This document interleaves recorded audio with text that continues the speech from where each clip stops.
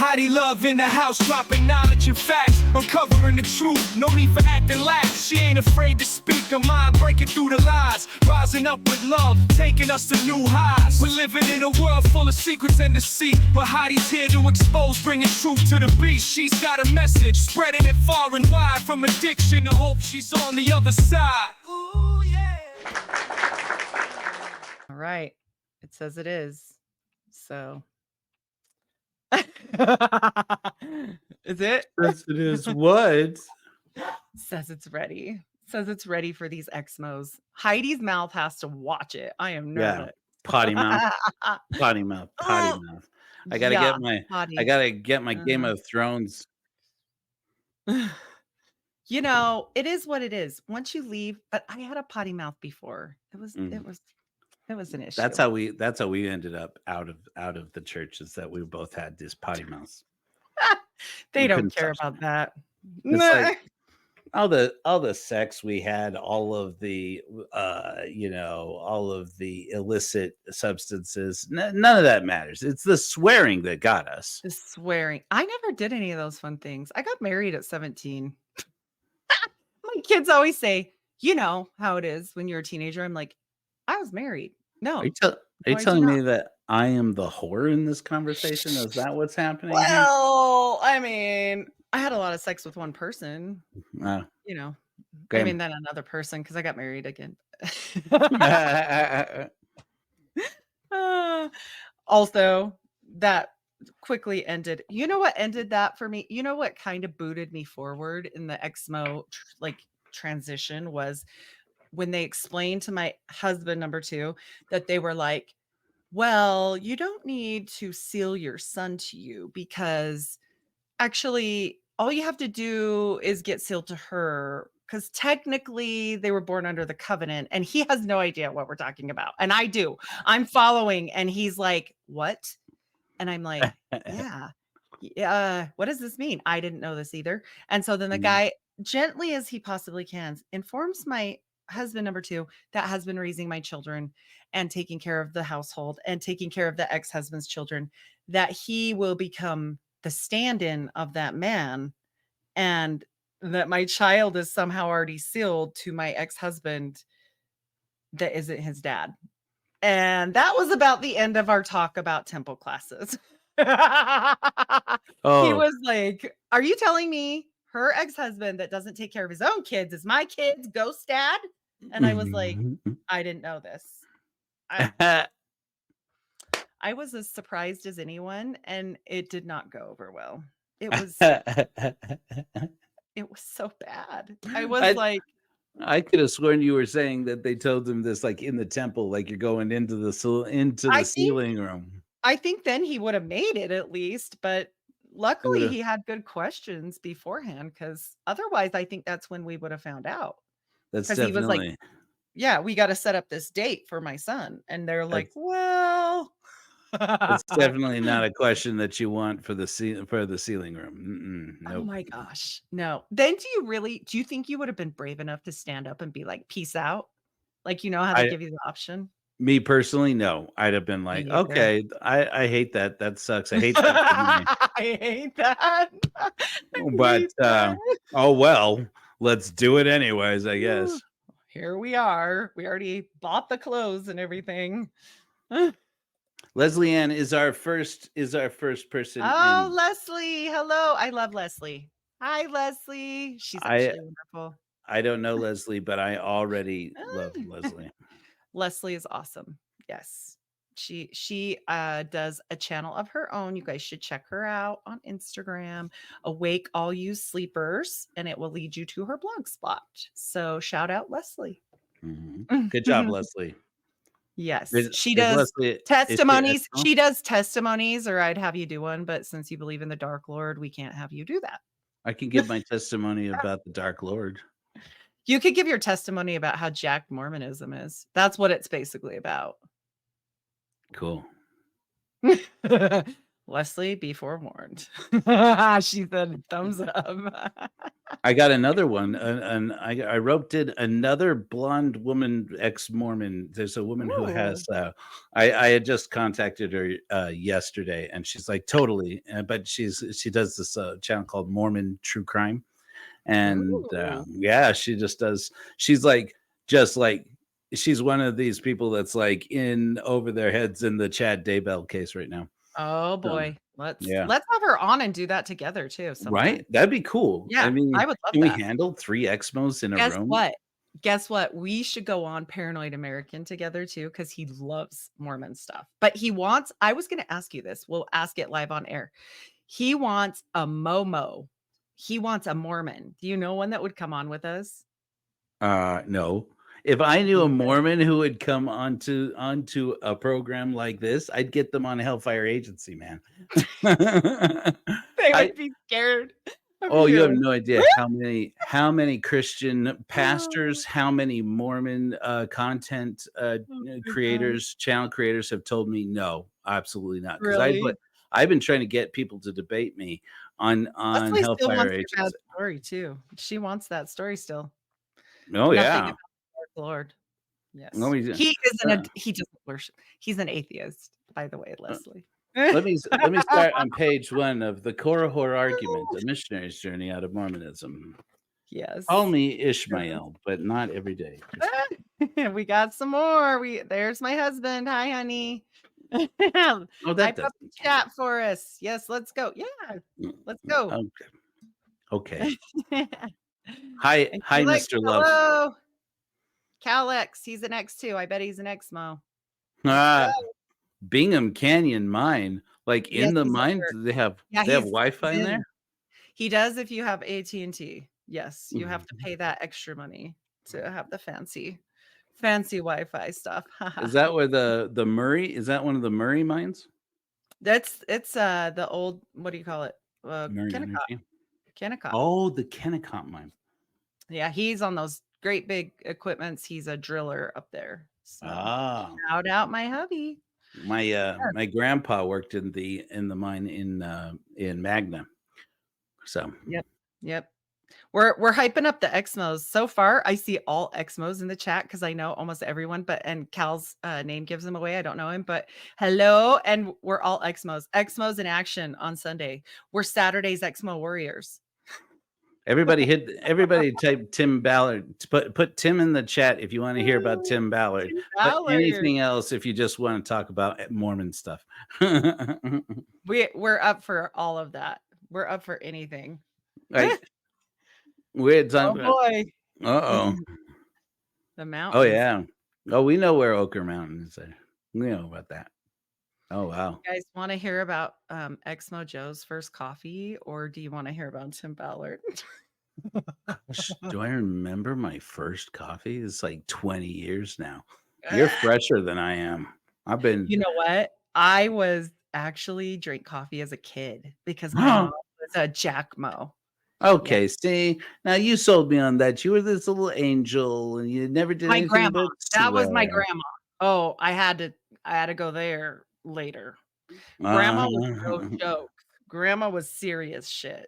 Like how I already. I yep. didn't say a bad word. I think you could say that one, but we're gonna see if Heidi can make it through a talk with Joe without saying the F bomb. We talked about using replacement words. I was like, we're going to use words that have a curious onomatopoeia. Like we'll say, instead of Tim Ballard is a, we'll say Yeah. he's moist.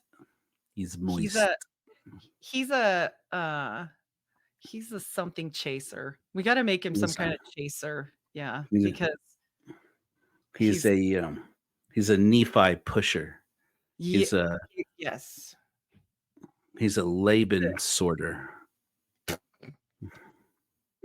If you're an ex-Mormon, you just laughed. I'm sorry. This is one of our rare shows that we are putting on here because actually normally these are just for the Patreon or for his channel. So which is, tell them one more time because it's on my channel. Let's start that way. It's the Hellfire Agency. Who's really white and delightsome, dude? 20s. You want to go? You want to go, man?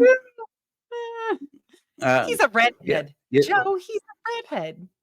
Well, I can't tease them because the Prince of Darkness told me you got lit up on the gingers because they don't have souls already, so we can't There get it them. is. But he's definitely whiter than you. So he has a kind of a tan for a redhead, which is impressive. I'm actually whiter than Joe and Casey, so that's nice. I can tan. I choose not to because age, I don't think Tim, that Tim Ballard comment can to tan though. Tim. He's saying Yes. that Tim is really white and delightsome, but he cannot tan for shit. Oh, Yeah, no no. kidding. It was me. Oh, It was me. No. it's you. All right. Well, we will talk about Timmy Boy then because we are having comments in the chat talking about our good friend. And we assumed that we would go there. And let me tell you about Exmo Joe from Hellfire Agency. He has a bone to pick with Tim, and it is not pretty. He talks to me often. We'll be smack in the middle of a murder case, and then he'll say blah, blah, blah, blah, blah about Tim. And I'm like, whoa, what happened? And It's just that's like what Tim happens. Ballard, man. It's like you go out for a hike and it's like this rock reminds me of Tim Ballard. It is so true. Calvary Chapel, Christian churches, but I like looking at the angels getting the full scope of things. All right, cool. Well, You he's know still that you know that you need a podcast when you're telling somebody something about Tim Ballard and they get that look in their face that says, "Is he going to keep going like this? Like, did I?" No. That's when you're like, "Oh, I'll just get a podcast and you cannot subscribe to it." Cool. I mean, or you can Mhm. come and subscribe here on YouTube. I do much more on Spotify because of all of the restrictions, why we needed to use code words and the things because it's difficult on here. So we are going to do our best today. But if you want the full scope of things, I believe you have a whole series about this, correct? I do. It is called Underground. My two main series at the moment are Underground and Blood Atonement, which is about the among the Mormons. Yes. And mine is all about murder, Mormons, and mayhem that I do with Exmo Joe. And on my regular, I love a conspiracy. I know I don't look like the poster child for a girl conspiracy theorist, but I am.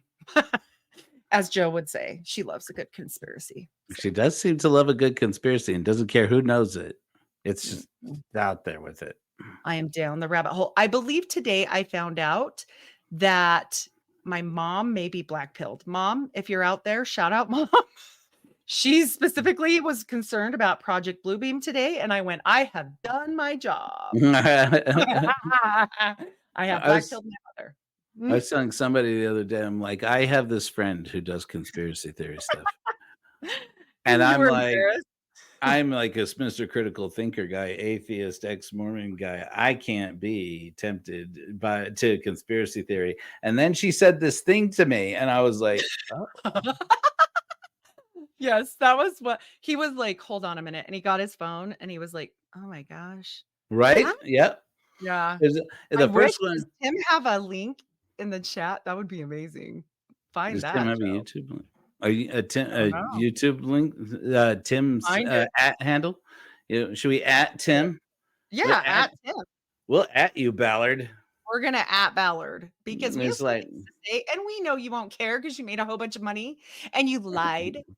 But hey, that's fine. He is at notgardysavior.com. That's what it is, and we'll explain why that's funny because nobody seems to know that story. You don't know the not finding Gardy Marty story?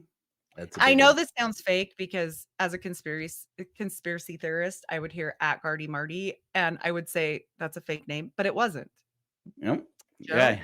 Gardy It's a Marty. very Mormon. It's a very Mormon thing to do. Name your kid that their last name is Marty, and name them Gardy. It's like what's his Mitch Hedberg? What's that his name? The comedian. He had a bit back in the day. He was talking about there's an Olympian named Misty Hyman, and he says there's no excuse for that. You knew what that kid's last name was going to be. Don't name them an adjective. It's like it's like So bad. her brother Rusty didn't seem to mind. Anyway, Ah, Gardy I Marty. have. Gardy Marty was a 3-year-old boy, I believe 3-year-old at the time, who was the son of Gesno Marty, who was a bishop in the Mormon church in Port-au-Prince, Haiti, when he was picked up and carried off by somebody and kidnapped. He has not been seen to this day. And it's a very sad story. He'd be an adult person now. Tim Ballard was originally contacted and brought into the higher echelons of the church to find this little boy because they like did newspaper articles, like church news articles about the tragedy of this little boy going missing from a chapel, from outside his dad's chapel there in Port-au-Prince. And then they did this whole mission down in Haiti where their guy, one of their top people was the father of Elizabeth Smart, Ed Smart. And they all went down to Dominican Republic / Haiti to find this boy with the help of their friend Janet Russin, who can see dead people and speak to people through the veil. And so, Which, by the way, is not a Mormon thing. You're not supposed to do that. well, it's like it is and it isn't, right? Like mainstream Mormons don't believe that it should be possible or that you should do it, and yet there are all these stories about it, right? Like because like Mhm. Emma Smith supposedly, saw Joseph, came to her when she finally went and took her, as Heidi likes to say, his ride or die girl to take her off into the Yes. celestial kingdom. Yes. So, Ride or die, girl. Literally. in this case, ride and die. Let's go. Get on the motorcycle, Emma. Just scooch over, honey. Scooch over. You scooch over too. You scooch You. over. You. Yeah. No, And not you yet. hold on tight. You're too young. All right. She gets to ride in the front with the helmet. And so they so they went looking for Gardy Marty and they did not find him. Imagine that. Even being able to speak to Nephi. Now the news though, Janet Russin claims that people in the Exmo, crass ex-Mormon podcasters and content creators are so misleading the public because we're talking about how she contacts Nephi through the veil in the world of the unseen. And that's not true. That just goes to show you that we don't know what we're talking about, because the Nephi that she's contacting is not Nephi from the Book of Mormon. It's Tim Ballard's grandpa Nephi. Of course it is. And it's like, okay, you think that makes it a lot better. Like in your mind, that makes it a lot better. It's like these lawsuits are still exposing that he also is contacting Tom Harrison, the author of Visions of Glory, the book that Lori Vallow and Chad Daybell really like. And and that he contacts him, and that man is alive. But he can only do it through a portal that opens up. You know me and my portal chat. You know what I think comes out of those. Just this book right here. Mm-hmm. You all about it, Mr. John D himself. Will let John you know D's about that. Yes. Yeah, that's where Alvin. That's the portal that Alvin went through. No, but according to Spencer, also known as Tom Harrison, you can open up this portal. Tim Ballard can open up this portal with ketamine. Yeah, well, me too, but I mean, you can open all sorts of doors to ketamine, man. Never done it, but seen it in action as a mental health nurse. It looks wild. So yeah. And me personally, I don't have some right here. Not right there right now. Mm-mm. So that's the story of Gardy Marty, the start of the story of Gardy Marty, and then it just gets wilder and wilder from there. So so clarify for people that saw the movie. Gardy Marty is actually the little girl that they went to go rescue on this rescue mission, and it wasn't even it was a boy, not a girl. It was never like a situation where they found the person, and it was pretty much a failure. And I don't believe that Tim has ever found anyone, if I That's remember correctly. That's the running tally right now. Right now, it is Tim Ballard claims to have rescued over 7,000 people with Operation Underground Railroad, and so far cannot produce any of them. And though, but so They the didn't make it. All 7,000 of them. They're in well, hiding. that's right. They can't. They can't. They have to fear for their lives because 15 years later, somebody might kidnap them back and force them back into the life they were in. So That's what it is. but where was it going with that? Oh yeah, so the movie, of course, that we're talking about is Sound of Freedom. Sound of Freemasonry, I sometimes call it, because they got a whole podcast about how Tim Ballard's been Got a selling book about people that Freemasonry. somewhere. Oh, Right. just kidding. I mean, it might be Something. that same book. It might be the same Yeah. book you showed us. It might be. But Tim Ballard, so what was I saying? Yeah, anyways, in Sound of Freedom. Oh, yes. So the little girl who gets rescued, the actual story is slightly different because that little girl's from Honduras. The actual little boy is from Haiti. They went to Colombia to rescue her. The little boy, they actually went to Dominican Republic, which is also basically Haiti, Hispaniola. Mhm. And they found her. They didn't find him. They rescued her. They didn't rescue him. Tim Ballard in the movie unalives her captor. That he didn't that we know of, and he didn't do that with anybody. And then they rescue all the kids that were found looking for her from a life of trafficking. And actually, in reality, no, they did not rescue any of them.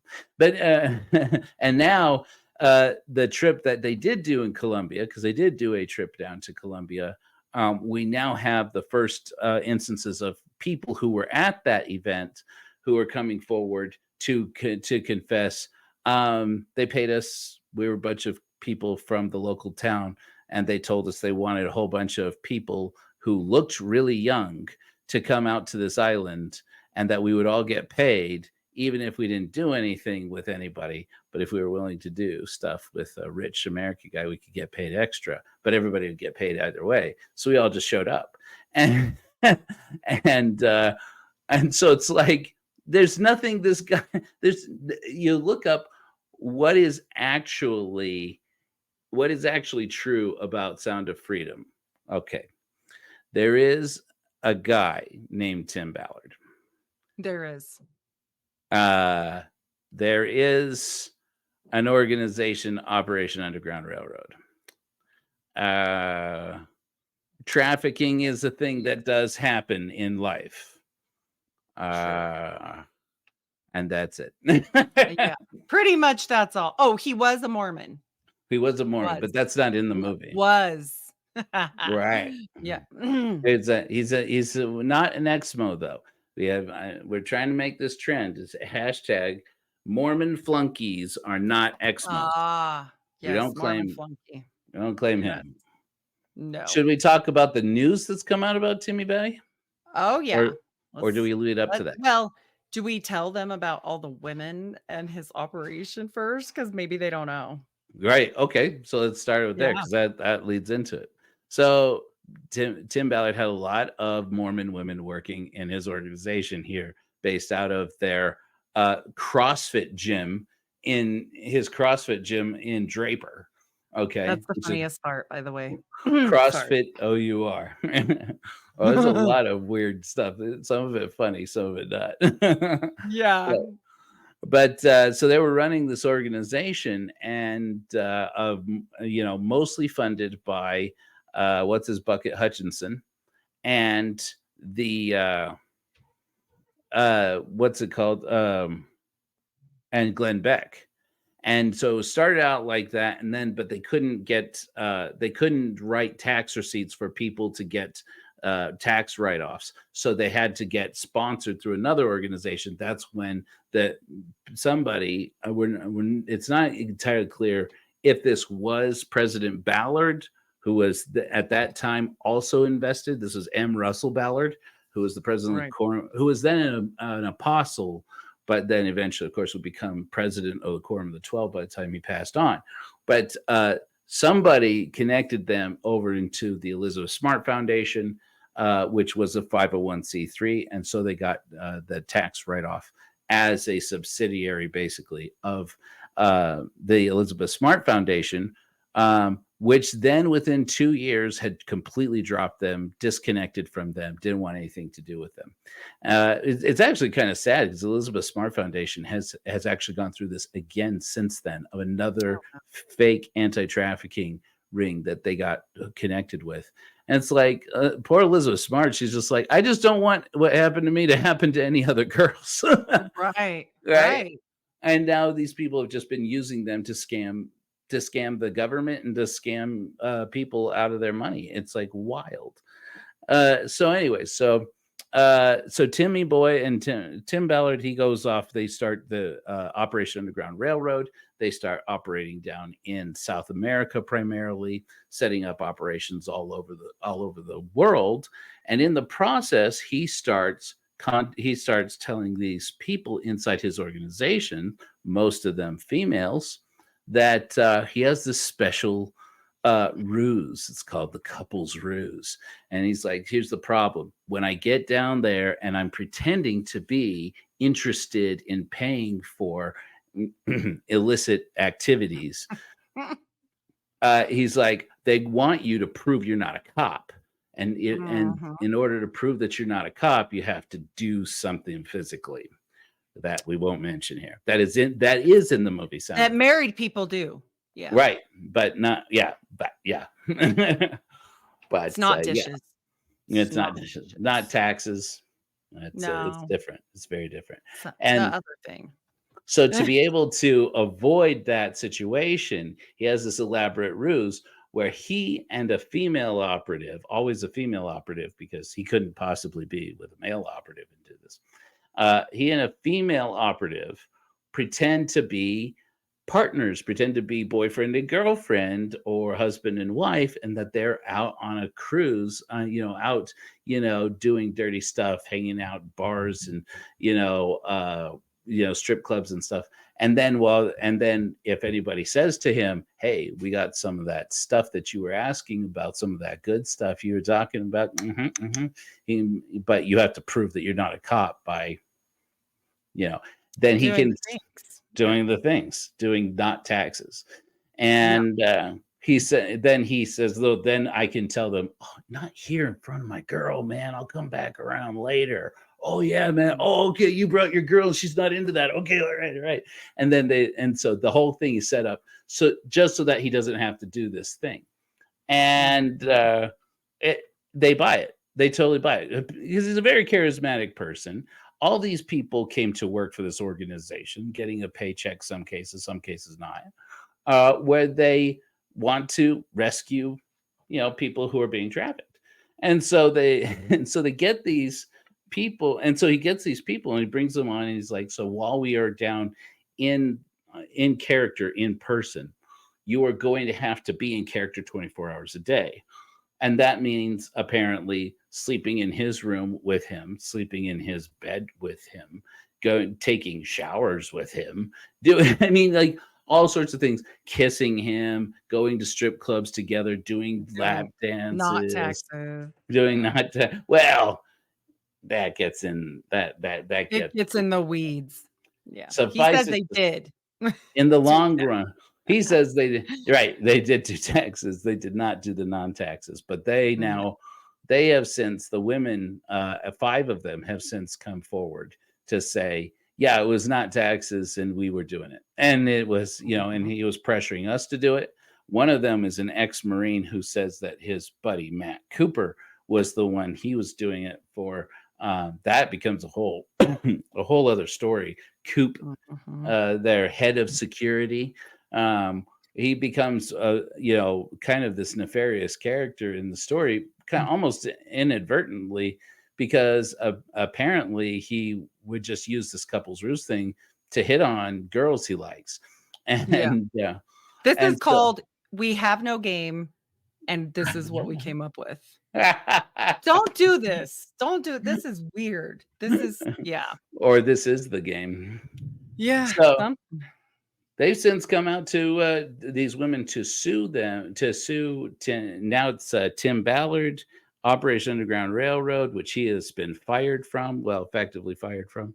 The Spear Fund, which is his new gig with his buddy Ken Krogh, the guy who started InsideSales.com, which is kind of like an MLM-y. It's not MLM, but it's MLM-ish Yeah. kind of sales training and software organization. Basically a very rich dude, and so him, they're suing Janet Russin now as part of the lawsuit, and now I'm not sure. I think it is I Don't know forget, Janet Russin is the psychic.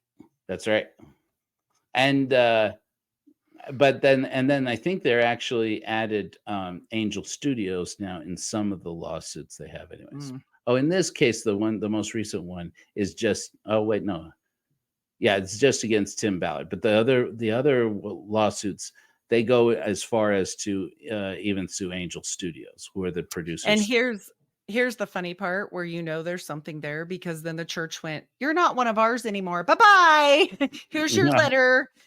You're no longer part of our organization either." So that this had to do with some big money when the church does that. Right. Sorry to say. Well, I mean, look, there's two things that were interesting and strange about the church's reaction to this. Was that first of all, they didn't. They made a statement to the media, which the Mormon bloggernacle is all up in arms about. They're like, "This is fake. Somebody pretended to be the church." Or somebody, or somebody inside the church's newsroom or PR department went rogue and made a comment to Vice News, because Vice News is a tabloid. It's not a real news organization. Why would the church make a statement? But the church did publish a statement from their communications team that said that they condemned Tim Ballard for name dropping M. Russell Ballard, and that M. Russell Ballard hadn't spoken to him in several months. By this time, he's been invested with Ballard for over a decade. Apparently, from what I recall, the figures are that he had invested $500,000 or $600,000 ish into Tim Ballard's for-profit side of his business, and got at least one other apostle to do the same. And so, and then they've got all these other people. The church is just breaking in money for Operation Underground Railroad and Tim Ballard's other operations. So, so these women have now sued him, and they want damages. And Tim Ballard's attorney is now coming out to say these women will. I'm going to mess up the quote, but it's pretty close to this. These women will slander anybody, even righteous members of the Church of Jesus Christ of Latter-day Saints, all to get rich, and they will do anything to get rich, which is pretty heavy-handed for responding to 5 women who are accusing him of basically trafficking them, at least moving them across state lines, moving them out of the country for the purpose of having taxes, non-taxes with them, and giving them to other people to have non-taxes with. And so it's like, this is pretty, it's pretty low. It twists into so many things, including, and all of this, of course, is alleged, and all of this is for entertainment purposes only, but we're just telling you what we know. We're probably wrong. Yeah, we're probably wrong. We're just, people could look it up for themselves. I'm just saying. Yeah, you could look up the court docs. I mean, they're there and stuff, but it even goes into all of this. Spider webs into everything bad that you've heard in the news about all the wacky Mormon stories for the last year and a half. Like every single one of them. It's a lot. I mean, yeah. So it's weird. Should we look at one? Yeah. Let's do it. So let's see here. Sweet. So this is the lawsuit. This is the most recent lawsuit that was updated on April 29th. It was quite a task to get this. It's not published widely, but thanks to the ex-Mormon community, particularly on Reddit, we're able to get access to it. So Go Exmo. Go Exmo. That's right. That's a bumper sticker right there. Go Exmo. Yes. Okay, so I'll just start with this. Okay, so just so that people see it, so that you can see it. So here you see that this is Suzette Rasmussen. She's basically the key attorney leading up all of this. Here's the actual matter, which is now has actual names. Before, these women had been mostly pseudonyms. You know, they were being anonymous. Yeah. So we have Sash Leah Hightower, Mary Hall, Kira Lynch, and then two persons named DS and MK in this lawsuit, right? So now we scroll down here and we can get down to exhibits. Let's see. If you want to get to it really quickly, you can just hit find and then put cocaine.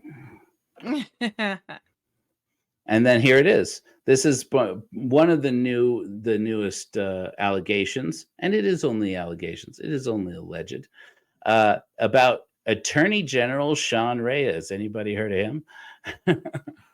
So, yeah. So Utah Attorney General Sean Reyes, he used to go on Operation Underground Railroad bouts with Timmy Boy, and they would apparently get into some pretty dirty stuff.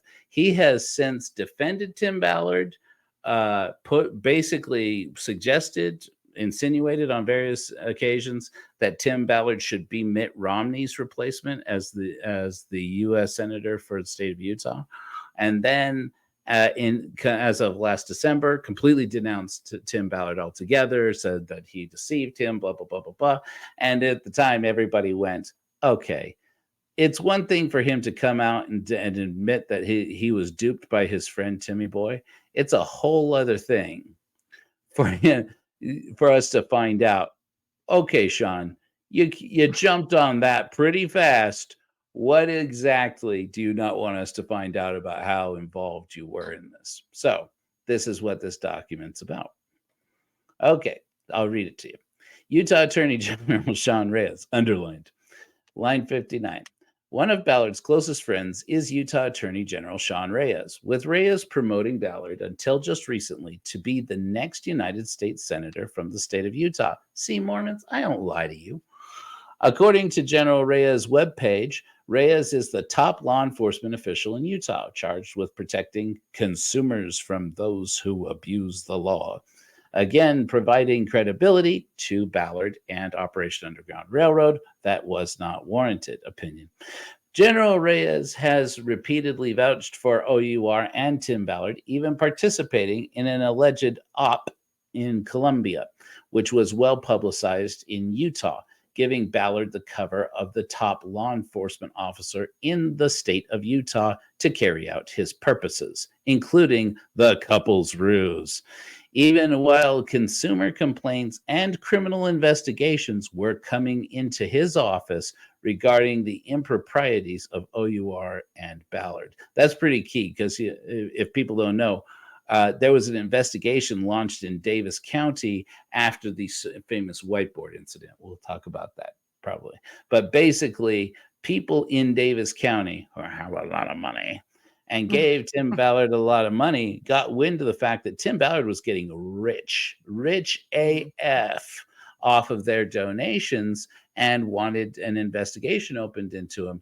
And that produced a 70-page report by Troy Rawlings, my flesh and blood. No, he's not. I don't know if he's related to me at all. I'm a Rawlins. He's a Rawlings. We're related somewhere. We're all related to trees somewhere. Probably your great aunt's 32nd Right. sister. Right. Whatever. Right.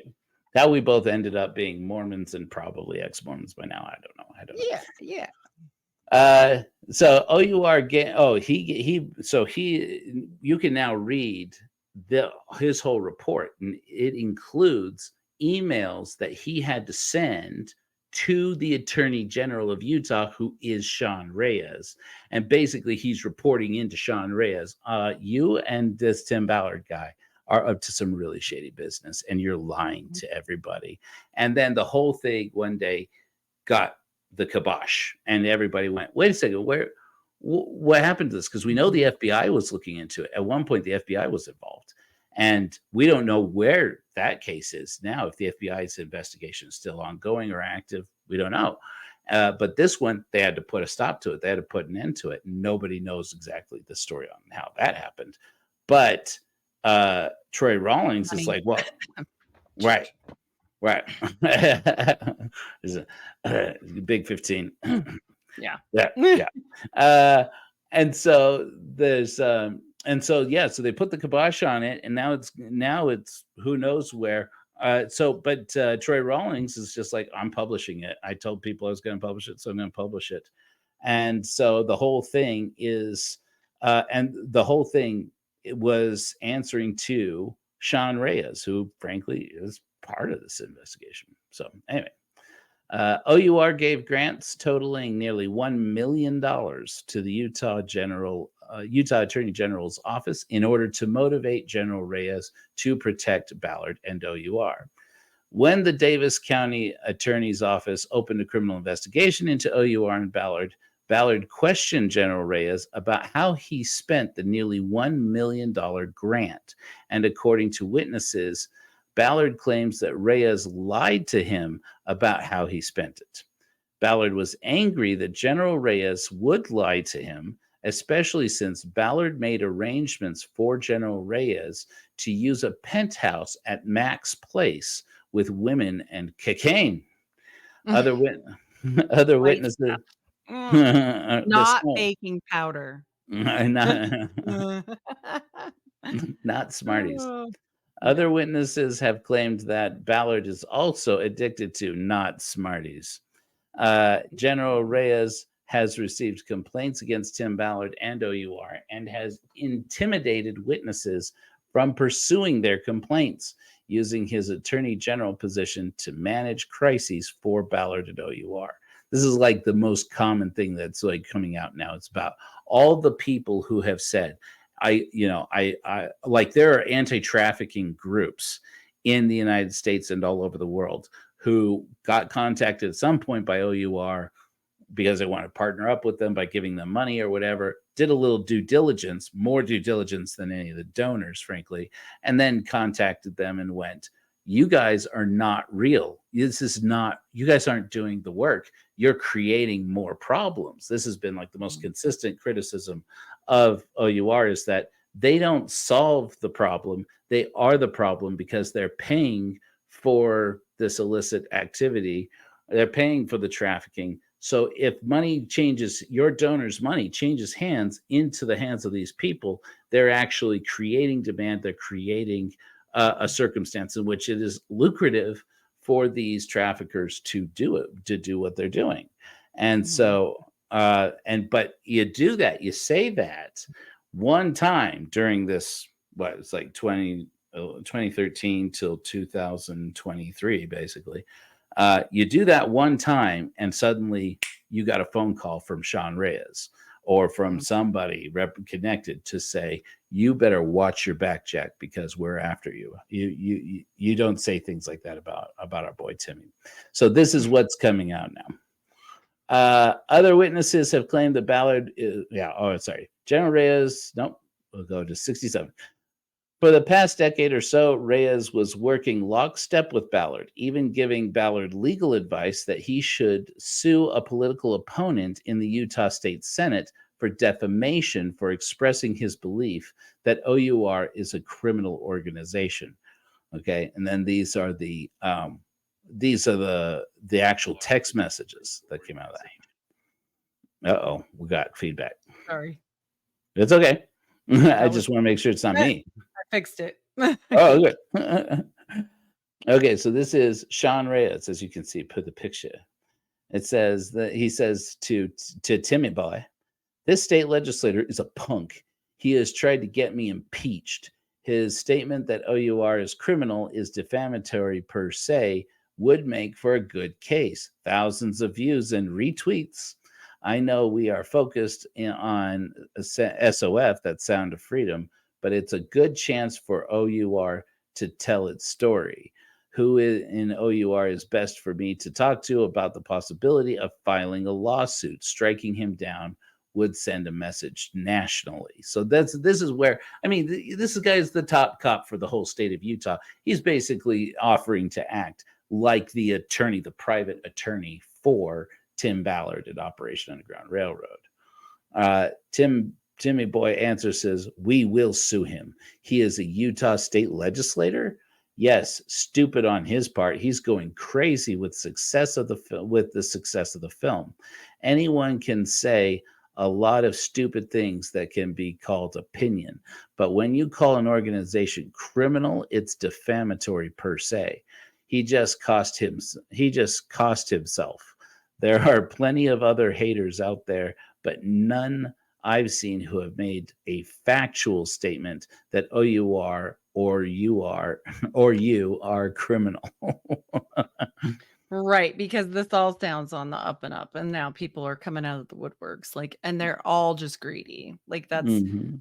great And because these and people were working for free. Some of right, them. right. And the only reason that they're suing anybody or that we're talking about is because we obviously all work for the devil. I just want to Yeah, state once for again, sure.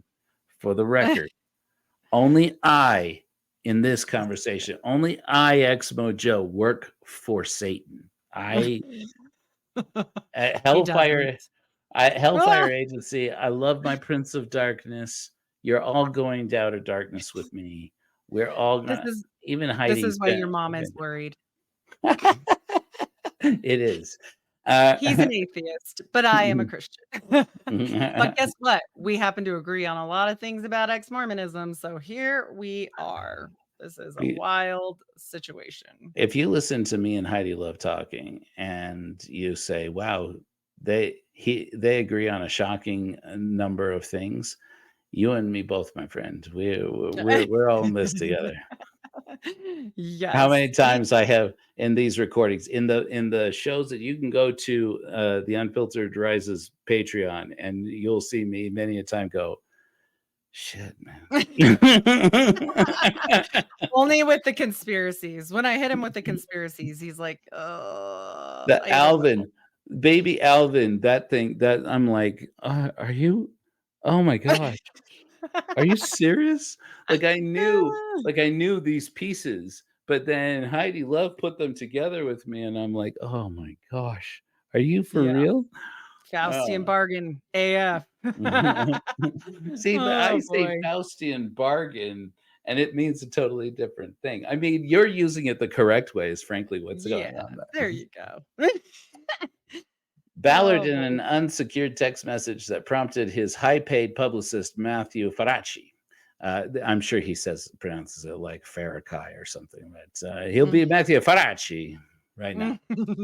To remind the world's most renowned undercover secret agent to use Signal instead of text. Renowned. Right? Wow.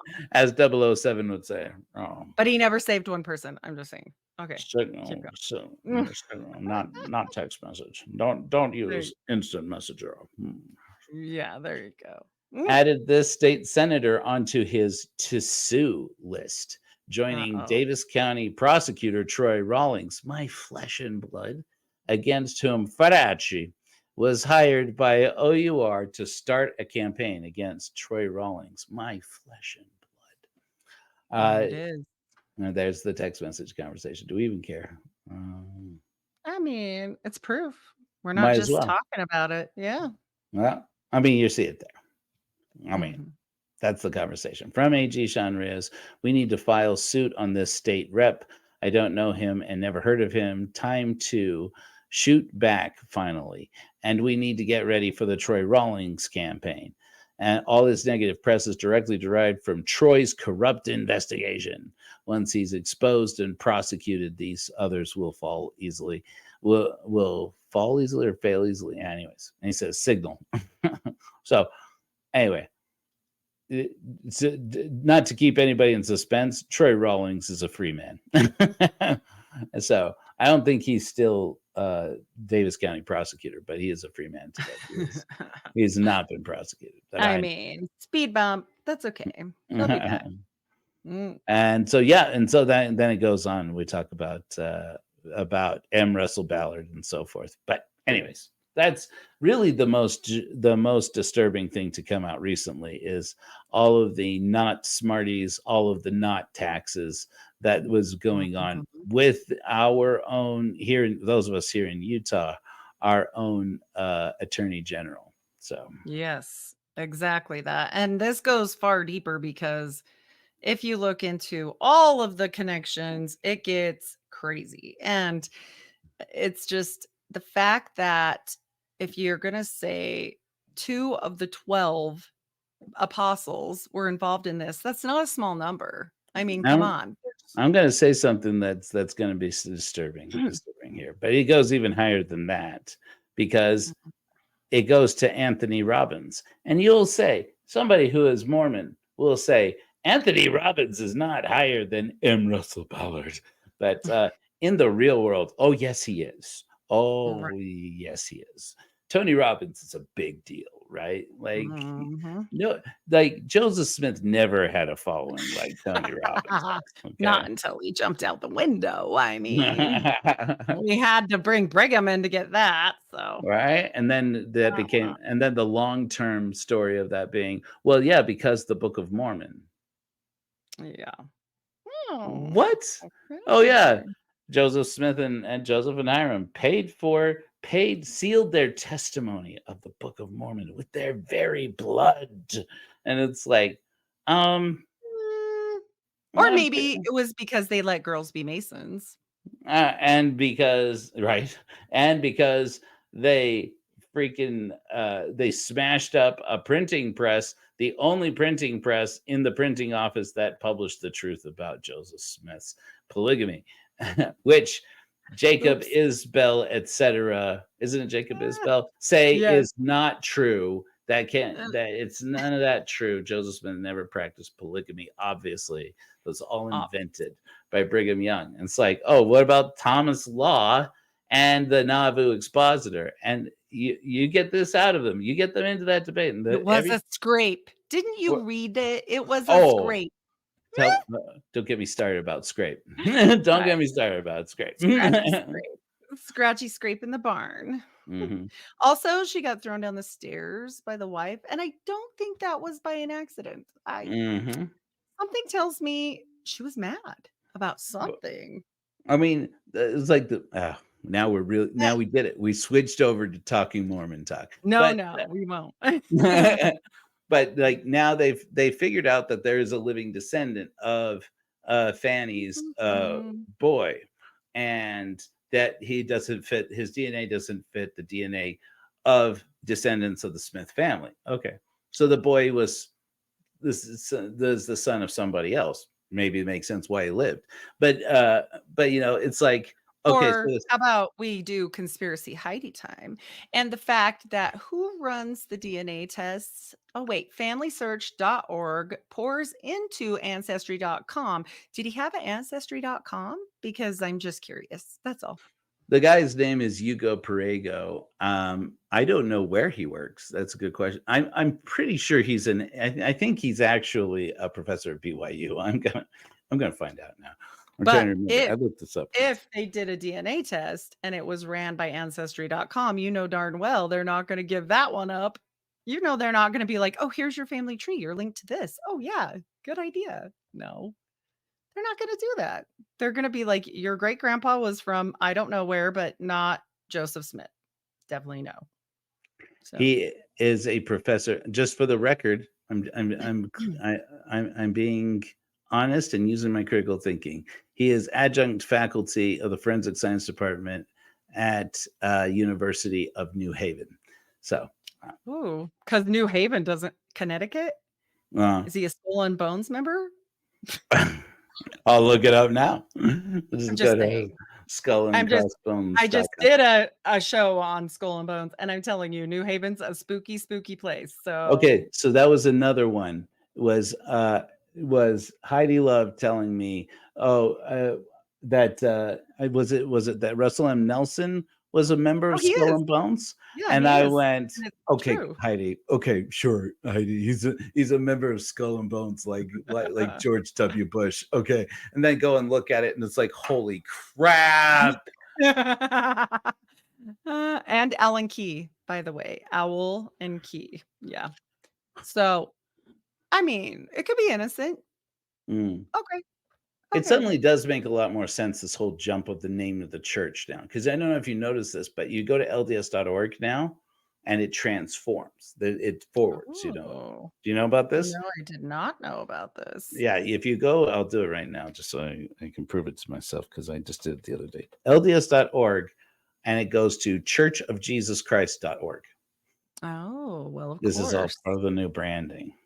I mean, Mhm. honestly, it wouldn't be the worst thing. I mean, I think Third time. It's like the well, third time. I mean, we've oh, it's already like the fourth time, right? Because you had yeah, it's like we originally. weren't Mormons, then we proud to be Mormons, then we were Mormon.org, now and that was Oh, Latter-day well, Saints, if you're counting all Church those, of then yeah, Christ, you count all goodness. those, then yeah. But the Yeah. the the whole story, I don't know if you know this. We talked about this, right? The name of the church thing with Hinckley and Nelson, Mhm. Yeah. and so it's like in 1 year, Nelson had at I think an annual conference announced basically that we should stop using LDS and we should stop using Mormon. And everybody's like, wow, this is like a hard line about this. And the rumor is that the story goes back to when President Nelson was a surgeon. Some other very famous person or some established person in academia had confronted him about Mormons and how even the name Mormon should proves that we're weird people and or something, and that he got real offended about it, and so he had started to insist, well, we should just call ourselves Christians and do everything Christian like, and use the full name of the church, only refer to I am a member of the Church of Jesus Christ of Latter-day Saints, in spite of the fact that it's way too freaking long. Yeah. and That's a and so mouthful. and so later that year, President Hinckley gave a talk called More Good or something like this. It had to do with More Good. And it had to do with the Joseph Smith talk. I believe it was during the lectures on faith. Or no, it was in an article he published in the church newspaper. I believe it was the Time and Seasons at the time, or might have been the Evening and Morning Star. But he published this talk in this article where he said that the word Mormon comes from the Egyptian words for more for more, and man for good. And so when people call us Mormonites, as it was at the time, they're just saying that we're better than them. And which is not an apologist's answer at all. Oh boy. And Uh so, but President Hinckley did this whole thing about basically saying, look, which I actually agree with President Hinckley on this, is that he's like, look, we have the Mormon Tabernacle Choir, we have the Mormon Pioneers, we have the Mormon Trail, we have the 1838 Mormon yeah. War. They Too have, late. Yeah. Yeah. you have the Too Mormon late. Battalion. You can't, we have the Book of Mormon. We're not going to shy away from this thing that makes us unique from everybody in the world. And I'm looking, I'm like, yeah, absolutely. I'm 110% on board with President Hinckley on Yeah. that. Yeah. One It of the doesn't few make a whole things. lot of sense. Yeah. And so basically Nelson's been waiting in the wings for this was what, 1991 or 2, I want to say. Well, he is 100. He really hung on. I mean, He's for not heaven's sake. this Then he year. pops out the hat, and that was like, excuse me? That What? really bothers you. You and Hannah Does. Stoddard are so bothered about that. I was so shocked because they spent half of our life telling us that just wasn't real. And it's Uh-huh. white. How did they keep it white? I'm saying I don't know. I don't know. Wait, okay, I'll bite, Heidi. How did they keep it white? I don't know. It's Oh, crazy to me. you're saying they kept it but they kept it in It's they kept it in the vault. in the vault, of course, probably like all air sucked out and stuff. Who knows what's Right, down there? right. Shh. I mean, But don't they do that? shocking. I Yeah. think they do that, to preserve artifacts Don't and worry. No, they do. And the Urim and Thummim will never come out because the angel took it back to heaven. So don't ask. right. Don't ask about that, and don't Just saying. ask about the white stone or the stone with the holes in it. There's the white Yeah. stone that was translucent, The then one there's that the has hole the that had holes. holes Yeah, in the it, holes. Uh-huh. and then they had the They only have the chocolate-colored brown stone. one. Right. Yeah. But the chocolate-colored stone is the one that, it's almost like he wanted to prove the South Park episode wrong, because in the South Park episode, Joseph Smith puts the white stone and the stone with the holes in it in there, because Ah. the general public had never seen the chocolate-colored stone, so they got the ones that are alleged to have been that there are All photographs he did was prove it right. He proved the South Park episode right. I was like, "No, that's real." When people are like, "Oh, that's so funny. That's all I've seen about Mormonism." I'm like, "Well, that's yeah. Mhm. That's of. true." Mhm, mhm. Yep.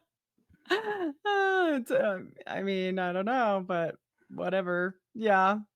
Yeah. Oh, he says about becoming gods and polygamy that we don't get to go to Kolob anymore. They took Kolob off the table. If you're in Mormonism, so you can get virgins in Kolob, you can quit now. The thing is, the way that Hinckley did it, that's an interesting thing, dude. 271 DB, is that the way I recall it, anyways? President Hinckley, he went on 60 Minutes, and when he was asked about polygamy, his response was, "We've put it behind us," you know. Mm. And I'm like, oh, even when I was Mormon, I was a Mormon teenager at the time. I remember going, well, that's a clever dodge. We're not So, talking about that one. Yeah. it's like, boy, he's lucky that old what's his bucket's dad didn't have any follow-up questions. Wasn't that Uh, who was it that had who was that interviewer? I'm trying to remember his name. Anyway, 60 Minutes guy. can't remember. But 60 now, but now with this Mormon thing, with President Nelson coming out and saying that every mention of the word Mormon is a victory for Satan. I went on Hellfire Agency that day and Did you went. Mormon, Mormon, Mormon, I Mormon, went, Mormon? yeah. I'm like, let's see. Book of Mormon, Lands of Mormon, Prophet Mormon, Mormon Trill, Mormon Tabernacle Choir, Mormon, Mormon, Mormon, Mormon, Mormon, Mormon, Mormon. Oh, it's Book of Mormon.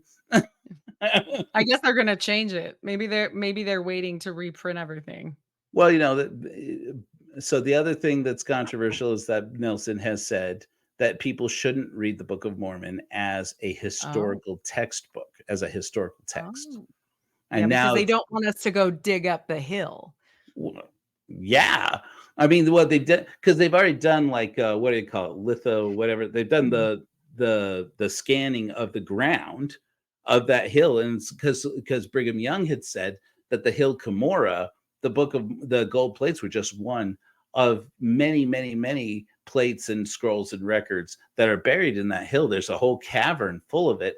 They went and looked. It's like no such thing. It's a sedimentary hill. They I don't have. wanna see I wanna see the bones from the big war that was fought there. Right. Uh, isn't that Just one. Zelf? I'll That's the take Zelf. one. Yeah, Mhm. Zelf.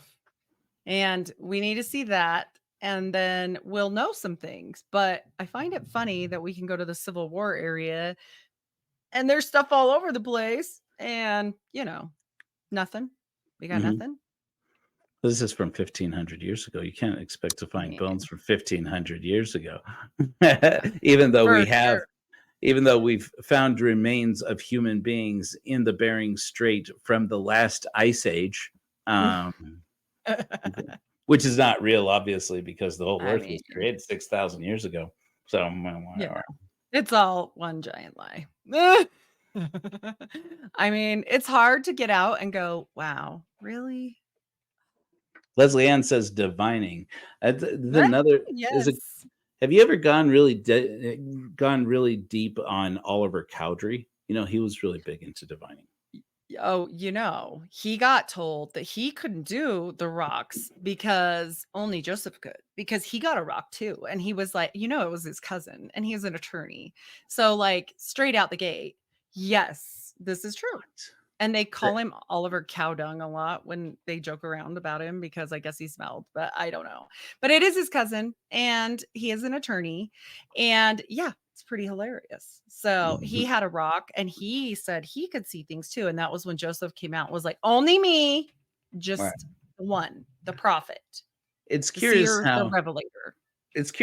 prophets in the church, other prophets, come about when Joseph is homeless, when he doesn't have food to feed his family, when he doesn't have, all of a sudden everybody is the prophet. You're a prophet, Yeah. you're a prophet, you're a prophet.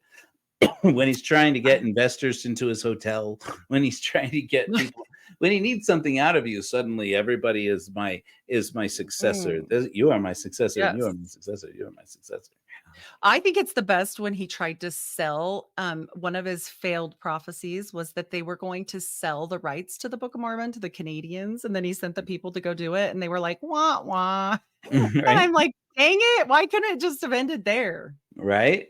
The publishing rights of the Book of Mormon are an interesting story to themselves. It's like, what do we really know about the so-called Oberlin manuscript, and which is possibly a copy of the Solomon Spaulding manuscript that Sidney Rigdon was trying to get published in Pittsburgh, and the original story about the Book of Mormon is actually just this book by this old Baptist reverend.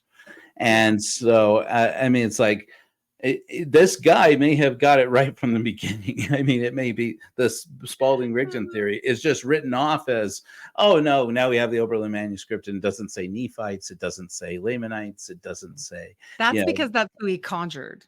That was the conjuring part. He had to mix it together with calling up all these spirits he saw. 26 of them, by the way. Not one, not two, 26. My favorite one was when he said they were in the middle of a meeting and the spirit walked in the back door, and I was like, does he need a door? Like, all I could I was like, why wouldn't he just To be polite. Was the Yeah. door. My favorite is in the School of the Prophets, when they're sitting up there, and my great grandpa's second floor of his store. No, okay with me. And they're sitting there looking out the window, and he says, brother Rigdon, what do you see? As he's looking out the window.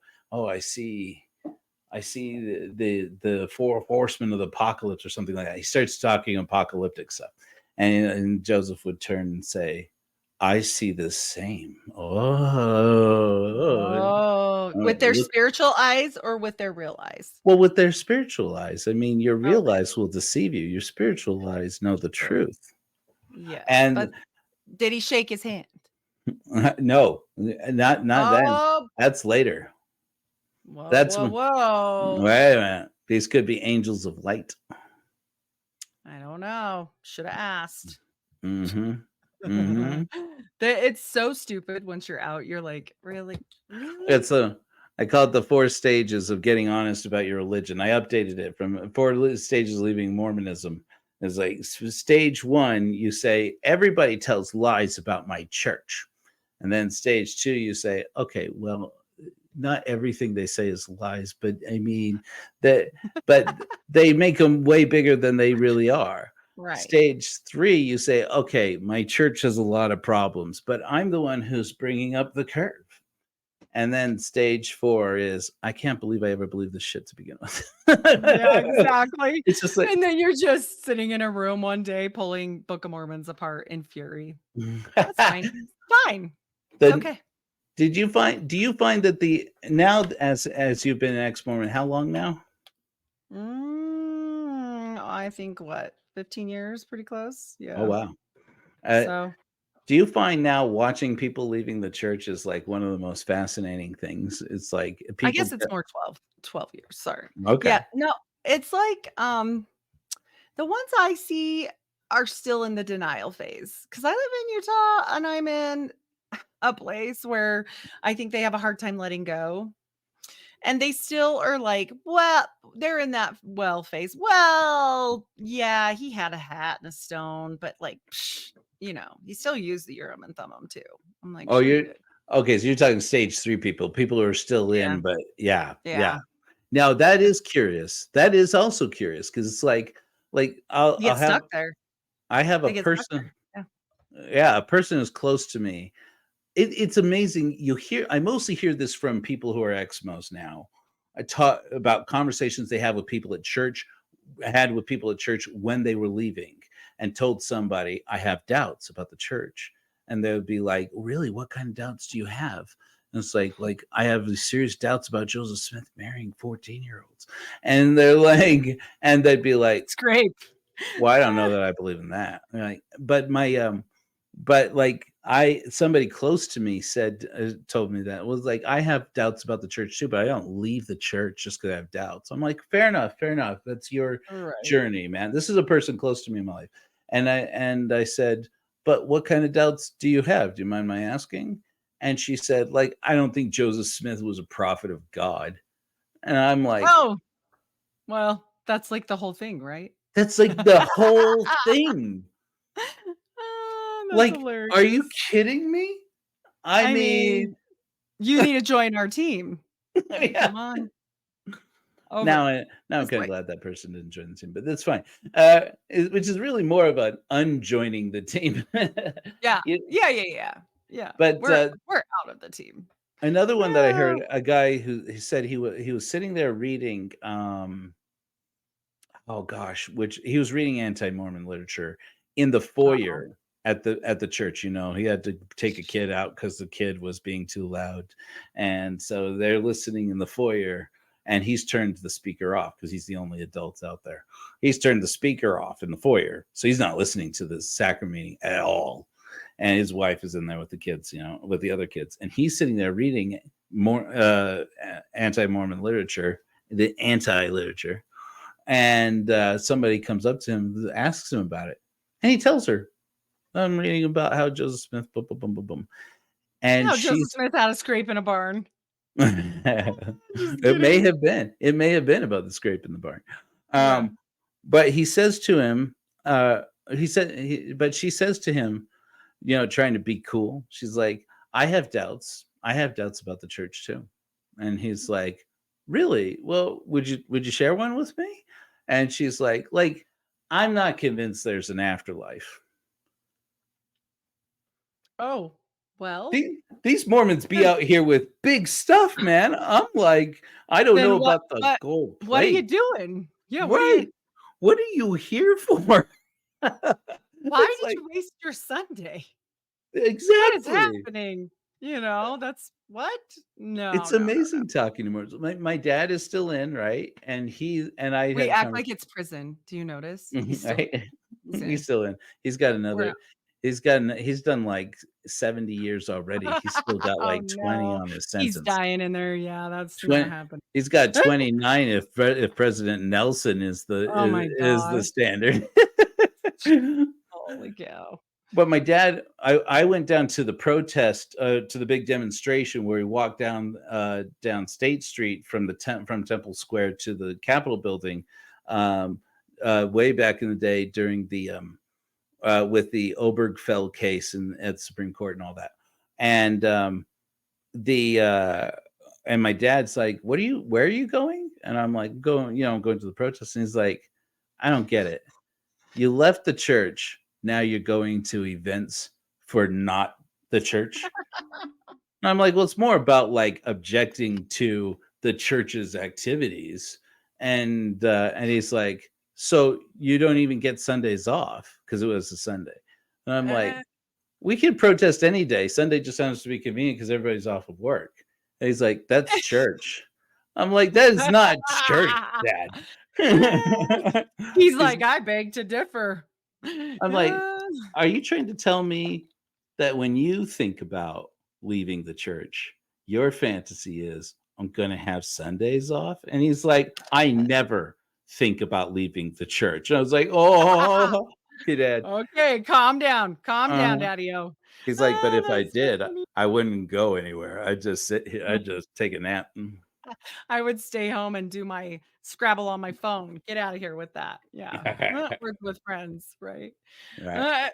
No, it's weird to me that there's a lot of people that stay just because they don't want to get the backlash. Luckily, your parents are cool. Like, I mean, they might make little snarky comments, but like they didn't kick you out.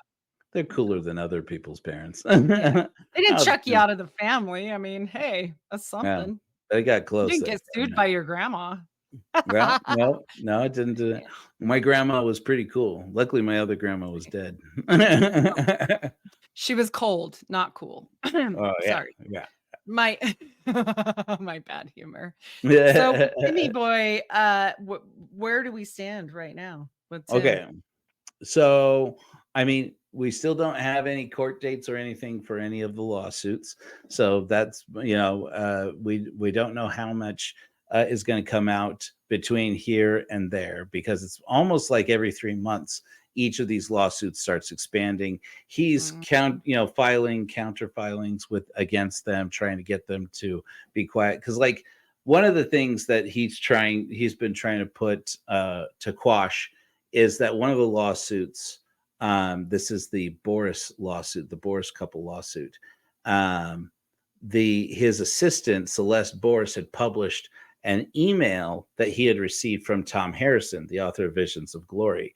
Those who have seen episodes or will have seen episodes of The Unfiltered Rise will recall this is the guy who while he was in an altered state after he had not passed away on a table because he had a bad reaction to iodine in his veins while he was getting an MRI. Anyways, so he claims that he went into the afterlife and could see through the veil and watched as an individual person who was not older woke up in the middle of the night because demon creatures came to him and started hitting him on his head. And they're like all distorted. They're like not normal. And these are the creatures, the demon creatures who fell away in the war in heaven with Lucifer. But it's the other ones standing around are taller. They're the damned. They're the souls of the departed who are now in they're very serious. The army. The other ones are funner. Yeah. Right. They're more the little ones. But the little ones, they'll like go and they start cursing as they strike this person on the head to get him to wake up and go get on the computer to look at the naughty stuff. And the naughty.com. Naughty.com. And then he starts watching, and he's sitting there watching in the spirit realm, not judging. And he makes this very important. It's very important that he's not judging any of this. He's just observing it like a casual observer. This, by the way, happens to this man while he is working at University of Utah as a psychologist at the top of the crimes against children division of therapy, giving therapy. Right. So this is while that is happening in 1983 ish. I want to say 1983, 1984. But he has this experience where he watches as this individual gets on the computer and gets their content. And while they're doing it, these demons just shouting curses as they tap him with their smacking him in the head. Yeah. And this guy is the guy that now the new thing is in this new allegation, this new lawsuit.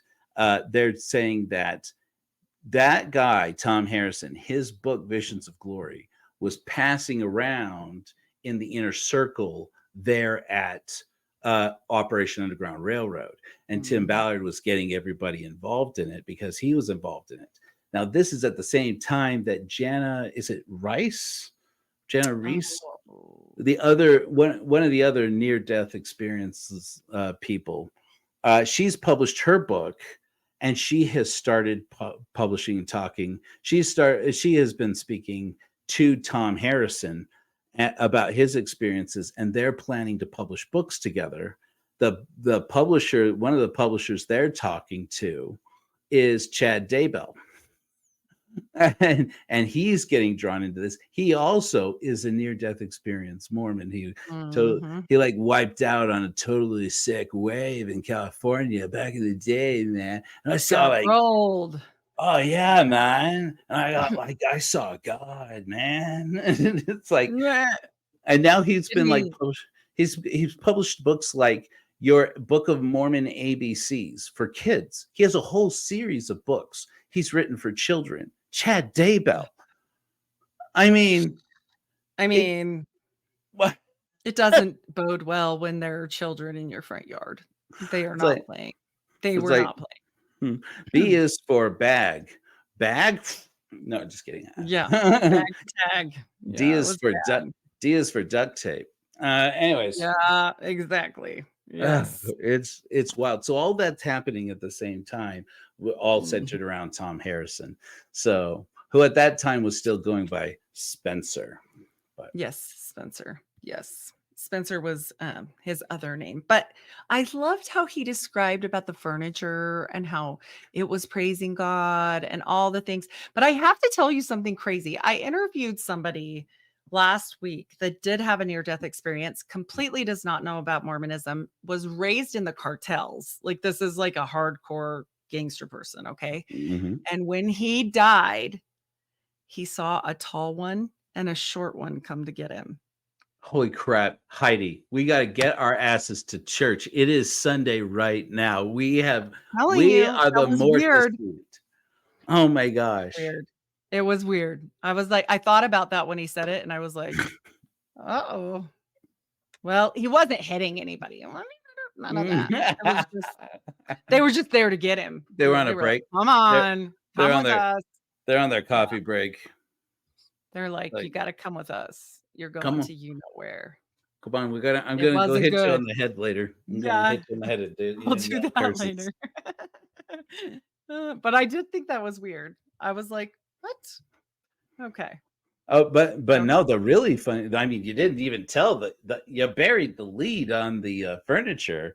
Is that he could see the desk where the doctor who is performing his MRI, Not taxes. Yeah. right, and we would sit at this desk and write letters, love letters to the nurse that had put the iodine in him, the contrast in his veins, Yeah. and that because they were having an affair, and that the desk, the molecules, the soul of the desk was crying all day long out Yes. to God because it knew the pain that it was causing this man's It wanted to family, be burned alive. It did. right? It was done. It was And done with desking. We're not talking about people either. It was a desk. And then he sees the couch next to it, that there's a leather couch right next to it. And that Mhm. leather couch, he can feel the pain of the cows whose hide is on this couch. And then they're like, and then the couch starts to cry out because it participated in the adultery of Yes. this doctor and this nurse. And it's like, I wonder if he ever wore leather again after this. Because can you imagine putting on shoes and like, "Help me." Like, help me. he said he felt the pain. He better wear some synthetics. That's all I'm saying. Like, this guy and this is like the thing is, people, if this was some wacky nut that was like writing books, okay, whatever. No, they won't take it off their recommended list. They Mhm. still, to this day, do not devow that book, Yeah. at least that I know of. So, Devow. That reminds me of another story I can only talk so much about, but you know that there's a group online called LDS Avow. Are you familiar with oh, this? no, I'm not. LDS Avow. It's easy to remember. You just say, Sounds do you, pleasant. do you avow, oh boy? Yeah. Ah, I, I did I, a vow. I wished I hadn't. I Oh, wish I hadn't avowed. I wish I had gone a little easier on the avowing because I yeah, avow so hard. yeah. Uh, Avow stands for a voice of warning. And Mm, they have an online forum. You have to pay to be a part of it. Uh, okay. and it is once you're in, it's very similar to like hellfire.agency, which is a website you could also pay $6.66 a month for and get access to all kinds of interesting things. I'm on there personally. That's pretty Uh, funny. but this website is the forum where Chad Daybell and Lori Vallow would post in the Mm, days leading up. And the guy who owns it is, up until the end, almost the end, I believe, of Lori Vallow's trial, was out in the media defending her, going, people oh are my they're gosh. they're treating my friend like so badly. And Whoa. I can't believe how that anybody would believe any of these allegations. It's terrible until they went to Chad Daybell's property in Idaho and The dug front up under the not freaking the well. backyard. Yeah. Oh, is it the front yard? Okay, the I front yard. guess so. Yeah. I'm like, "What?" That's just Yeah. yeah. And then, oh, did Anyway. you watch yet the police car, the patrol vehicle Oh, recording? yes. Oh, when she's like, "Haha, sorry to miss oh, sorry, neighbors. I just killed someone. Don't worry about it." I mean, it was an accident anyways. We didn't Oh, that's Lori, right? that You're talking one? about? Yeah, Lori. Yeah, that No, oh, no, yeah, Chad? I'm talking about Chad. No. Chad No. arrested and held in a patrol vehicle. He calls his daughter Emma to Oh, the the money. scene Yes, for the yes, yes, yes. money. We talked about this, right? But Yes. but she tells him she's talking there. So he's giving her the health in the navel, marrow through the bones, and about where he's got money hidden away from Yeah. this publishing business where he's publishing books for Jana, what's her Yeah, bucket, you and know, for yeah. and his Mormon stories well, not Mormon stories. Forgive me, John DeLynn. Not Do John. do Yeah, not not you. do not Radio Free Mormon. Do not. It was a slip of the tongue. All right. So Do not sue. Do not sue. yeah. Timmy, come at me. But Radio Free Mormon. I need a lawyer. Radio Free Mormon. Don't be doing Yeah. this. Anyway, so the oh, But but in shout out John DeLynn. You do a good yeah, job. he's he's I like John He's because fearful, but he's nice. he doesn't pretend to be what he's not. Should I say that? Should I put it Yeah, that way? He doesn't pretend to be what we he's do. not. Yes. So, but the so Chad Daybell is passing his daughter Emma, who is the voice of that Jana. What's her bucket? I'm going to find out this person's name. He's Mom, giving her the keys to the kingdom the keys to the by kingdom. the secret handshakes because they needed them at that point for the amount of money we're talking about here. And he Uh, basically told her, "I'm not coming back." Jenna Rice. It's Yeah. Riess. Okay, so I got that Oh, one right. Yeah. Who's been X'd now, I believe. And also, I mean, as you can imagine, I mean, they still do excommunicate people for apostasy. There's a letter of one such thing right there. oh, right Hanging, in hanging there. on the wall. But when she published her book, her story about how she had gone through to the other side, Chad Daybell's daughter, Emma Daybell, is her. She reads the voice on this. Okay. But I just found that out like 2 weeks ago. So I'm like, I'm digging deep on the whole Daybell thing. Probably gonna wind up doing a whole bunch of stuff on that. Oh, But yeah, sure. she shows up, she's bawling her eyes out, as you can imagine, because she doesn't know if she's ever gonna see her dad again. And when she starts talking about, because she's like, we don't know, should we move back? My husband and I, her husband is Joe. She's like, Joe and I were talking about, maybe we should give up our apartment and just move back home. And he's like, yeah, that's a good idea. And she's like, because we don't know how long, until you come back. And he's like, and he looks right at her. I mean, this is this guy, you think about all the things you know about Chad Daybell, right? What he's Yeah. about to say. He looks there and he says, I'm not coming back. It's like, whoa. I mean, he's got it. He knows they got him. I So mean, ridiculous that he didn't make a deal. Like, how ridiculous are you when they were looking for the things they couldn't find? when And I'm just saying, when your wife is a resurrected sex goddess, you do what you have to do, man. I guess so. She must have had some kind of power because just saying, she went through them. She like on her fourth or fifth one. I don't even Fifth remember. marriage. Yeah. Daybell's her fifth marriage. Jeez. And Yeah. one of those marriages ended particularly badly. If you Agree. know, That's yeah. the call I was talking about the police Carl on that one is that situation. And she was like more concerned about bothering her neighbors than the fact that there was a discharged pew pew, and somebody didn't come out of there walking. So Yep. And there was they're not. the self-defense with the brother, and it's like, oh yeah, self-defended him right into the floor. And then she was like, "Oh, sorry, neighbor. Sorry. Right? Hi, hi." I You was know, like, yeah, yeah. every family's got problems, you know what I mean? Sometimes you I get mean, to that's an extra special problem. Yeah, rough house for them. sure. But Well, so Emma Daybell in this recording, she tells her father while he's sitting there in handcuffs in the patrol car, and she's like they're saying that they dug up bones over there, and she like points to where it is. She's like, they say they dug up bones over there, and I told them, we've had a lot of dogs in this in this because house. they're not smart. There's no forensic people at all Right. anymore. And she's like, and the police officer was like really snarky with me and said, we know the difference between human remains and dog bones. And and he's like, It's a whole different shape too, you know. right. And it's like, and he's like, oh, I don't know that you should talk to them. I wouldn't talk to them. Yeah. And did she move back into place? Yeah. Because I've She not moved lived into their there. house.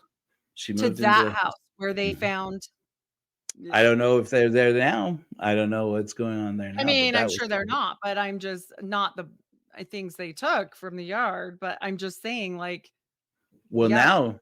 There's they're suing.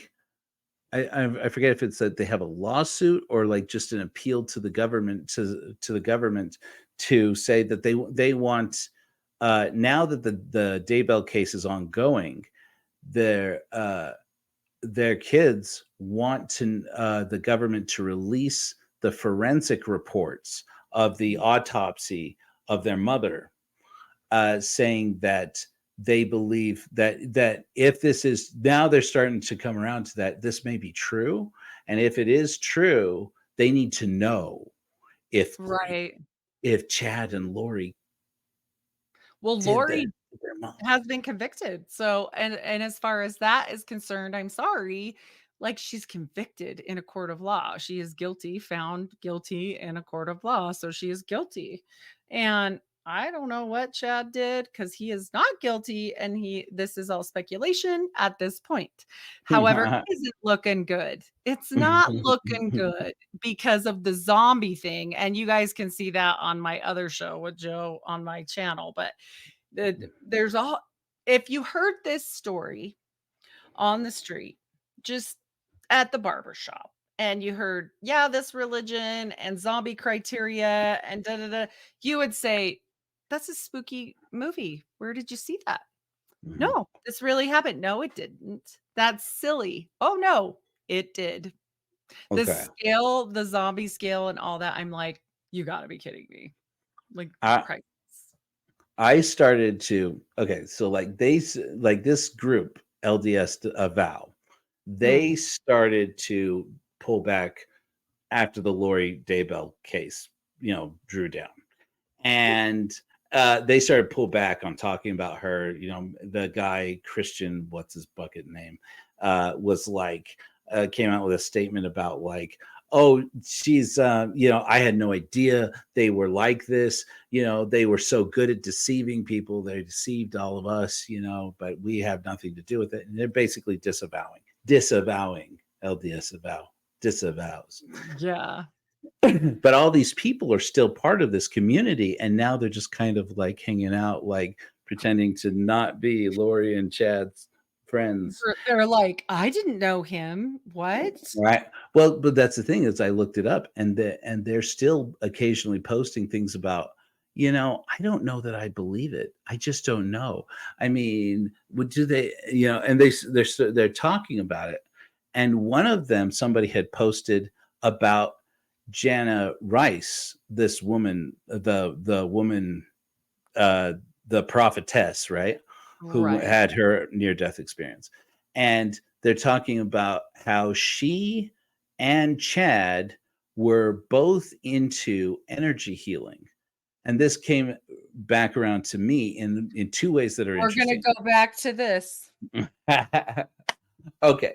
so here's the thing. I have over the course of my career, I'm just going to confess to something. I have over the course of my career as a video producer, which I'm now transitioning out of and into my career as a paralegal, uh, is I have recorded a lot of conferences for energy healers and energy work people. Energy work people are very common in Mormonism, and you're not allowed to talk about it. Nobody's supposed to talk about it, but there's a lot of it because of these people. They connected to the whole priesthood thing, like putting Yeah. hands on. And they believe in like manifestation and all kinds of weird stuff. Right. And I mean, basically, if you believe in that, that's fine. I'm saying for that religion, that's not what you're supposed to do. But it's not strictly kosher with Mormonism, and right. yet they make it jive. It's just like reincarnation. How does draw me the plan of salvation and put reincarnation in there? It doesn't freaking work. But they believe it. They believe in But it. the thing about Lori Daybell's case too is they kept saying, well, she couldn't possibly have believed this whole situation because it's about reincarnation. And so she couldn't have believed it. I'm like, wait a minute. Joseph Smith saw 26 dead people and or angels, including John the Baptist, including Moroni. These were alive people that were once alive. So obviously something was up. Right. But I mean, the church's doctrine has been that they were resurrected, not reincarnated. But then if you go back to Joseph Smith, you go back to the accounts of Joseph Smith and Moroni, you see him talking about they were traveling down the road, and this short man walked past them, and all of them felt their hearts burn within them, and he just walked past them, didn't say a word, just walked on. And Joseph turns to them and says, "That was Moroni." What? And No. so it's like this is why they tell the members of the church not to go diving too deep into church history, is because you start to come out with these weird things. But okay, that so they can't fix. So they're like, no. When the internet came out, I bet they crapped their pants for like a month solid. I bet they were like, oh my, remember, don't doubt your doubts. Don't doubt your faith. right, doubt Remember? your doubts before you doubt your faith. That's a And real slogan, people. the 9/11 meme. Yeah. Yeah. Anyways, but so they were talking about how, Jana Rice, she is an adept or a practitioner of the emotion code, which is also called the body code. It's a whole thing. And I'm like, oh crap, because thank you, hubby. Thank you, Mr. Love. Sun today. Hubby's on the chat. Thank you, Love Junior. He looks just like me, so yes. But he but yeah, but the guy who invented it, his name's Bradley Nelson. And rumor is that he has, in the days since the Jana Rice thing, since Jana Rice announced that she uses his body code seminar system, has himself been excommunicated. And I'm normally, when I hear somebody who's excommunicated, but the thing is, right? Exactly. It's like either you are really sad and I'm happy about that, or you are happy about that and I'm happy about that. Yeah. But I know Bradley Nelson because he once paid me, my going fare to record one of his conferences here in Midway. And I got to be honest with you, he was one of the nicest people I've ever known. He's a really, really genuinely sweet man. Do I believe that his body code or emotion code works? Not in the least. But I'm not going to speak terribly too much about it because honestly, he's one of the few clients I had who paid me on time-ish. And we had to work it out, but we did work it out. Yeah. But like basically, if you don't know, he does muscle testing. Are you familiar with muscle testing? Yep. And so, like, for those who don't know, this is the arm test thing, and this is deep in this whole alternative Mormon prepper movement, where, like, you say, like, you put downward pressure on someone's arm, and you say yes, yes, and you say no. Oh, do you need more vitamin B? Oh, no. Yeah. Yeah. They get Uh, weird. They get all weird. right. And then if you get one that's untestable, then that just means they have too much going on in their energy and their aura. So you just have to ADHD step back, aura. ADHD aura. right? And so you step back and say, you know what? Instead of using your muscles, I'm going to use mine. And they do the ring and ring method, which is they take your fingers and form rings like this, and then you tug at where they join and ask yes or no questions. That's no taxes, what Joe was Mhm, no, that's a different mhm. That's sorry. not, it's completely different. It's the That's ring and why ring. Heidi's here. It 'Cause didn't. I'm the It, worst. Hellfire Agency wasn't quite dirty enough, so we had to Heidi love it up a You know, bit. as one does. And me and Joe have fun together. Like, this is our podcast together are some of my favorites because, as you guys can see, we do comic relief, but we really are feeding you real truth. This is Right. true. or So, or our version of it. And yeah. interesting things you can look up at later, anyways. But Yes. Dr. Nelson, I'm sure I met a lot of his people who bought his program. I would say this much: it's expensive to become Mhm. certified in the emotion code or the body code. It is thousands of dollars. And I met people in his organization who had traveled here to Midway from Australia, from Europe, from all over the world to see him in person.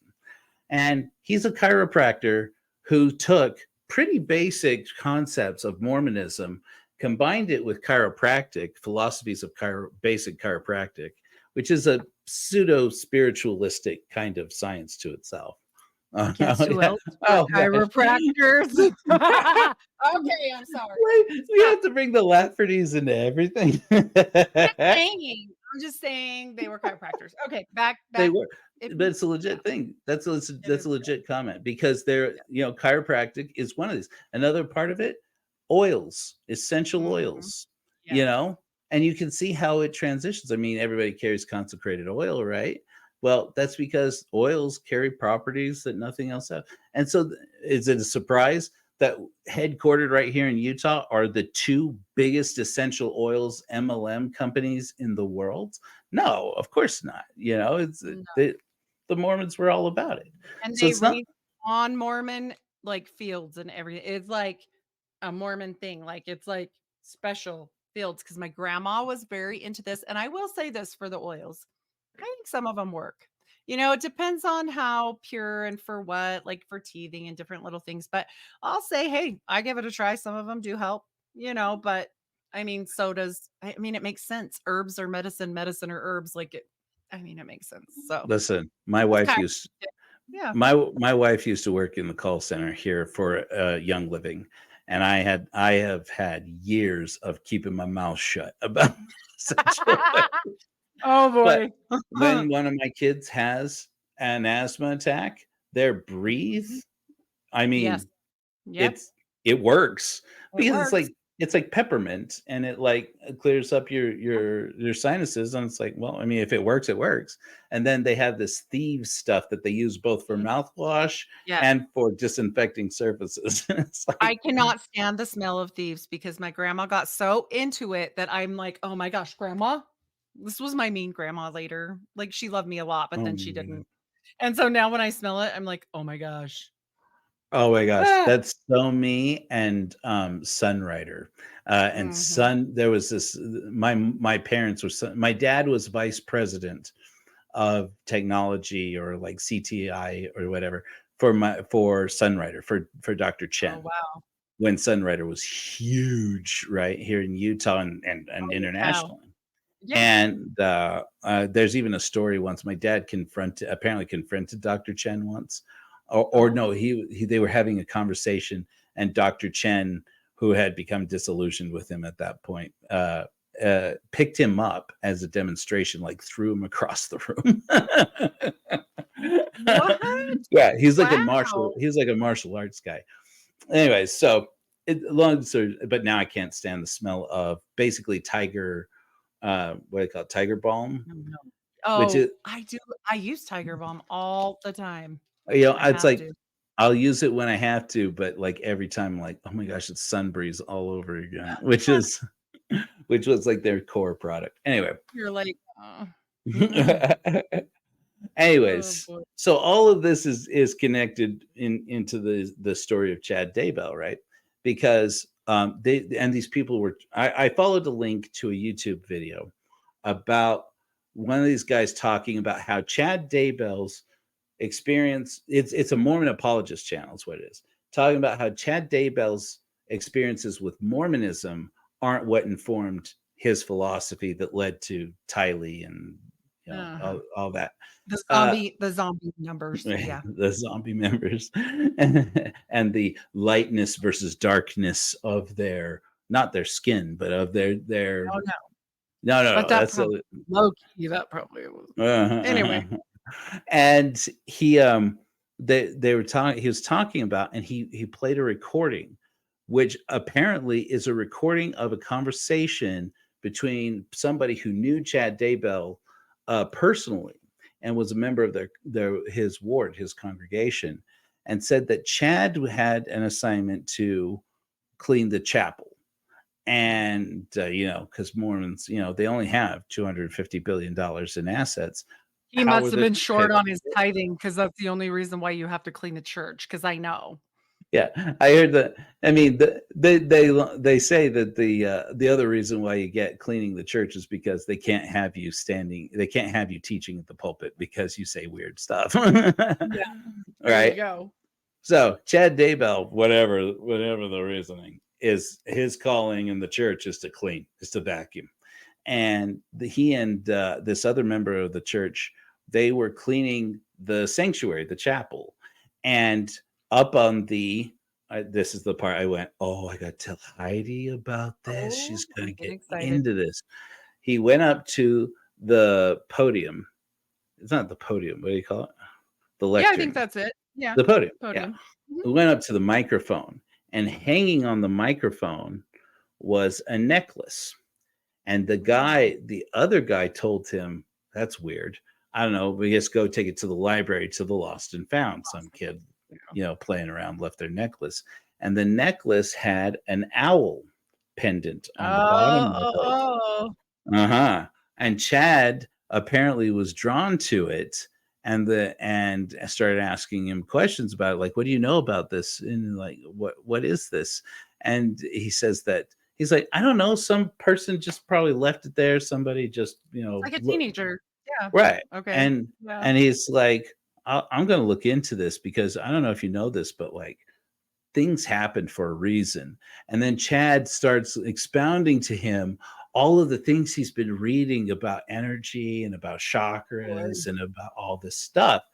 And the guy's like, dude, clean the chapel. Let's get out of here. I He's don't like, want. my Lord, shut up. Yeah. It's like, That's how why are it's you going. telling me all this pseudo, non, stuff? And so Chad takes the necklace, but he doesn't put it in the lost and found. He keeps it. Turns out this owl pendant is a pendulum, and it's one of those pendulums energy practices like dowsing, and where you put it like on your over a finger, and then you hold it, and then you like start to wave it around and ask it yes or no questions. My grandma taught me this as a kid, and I'll tell you what, it's not the necklace. You can do it with a needle and thread, which is what they did. It can be done with anything, and it is weird. And it Right. it does things. It does move. Yeah. Right. Whatever. But I mean, what else does that remind you of? I mean, Oh, definitely. I mean, that's dowsing. I mean, that's exactly what it is. I mean, we know most people know dowsing as like finding water, but Correct. people who believe in dowsing believe you can find gold with dowsing. You can find graves with dowsing.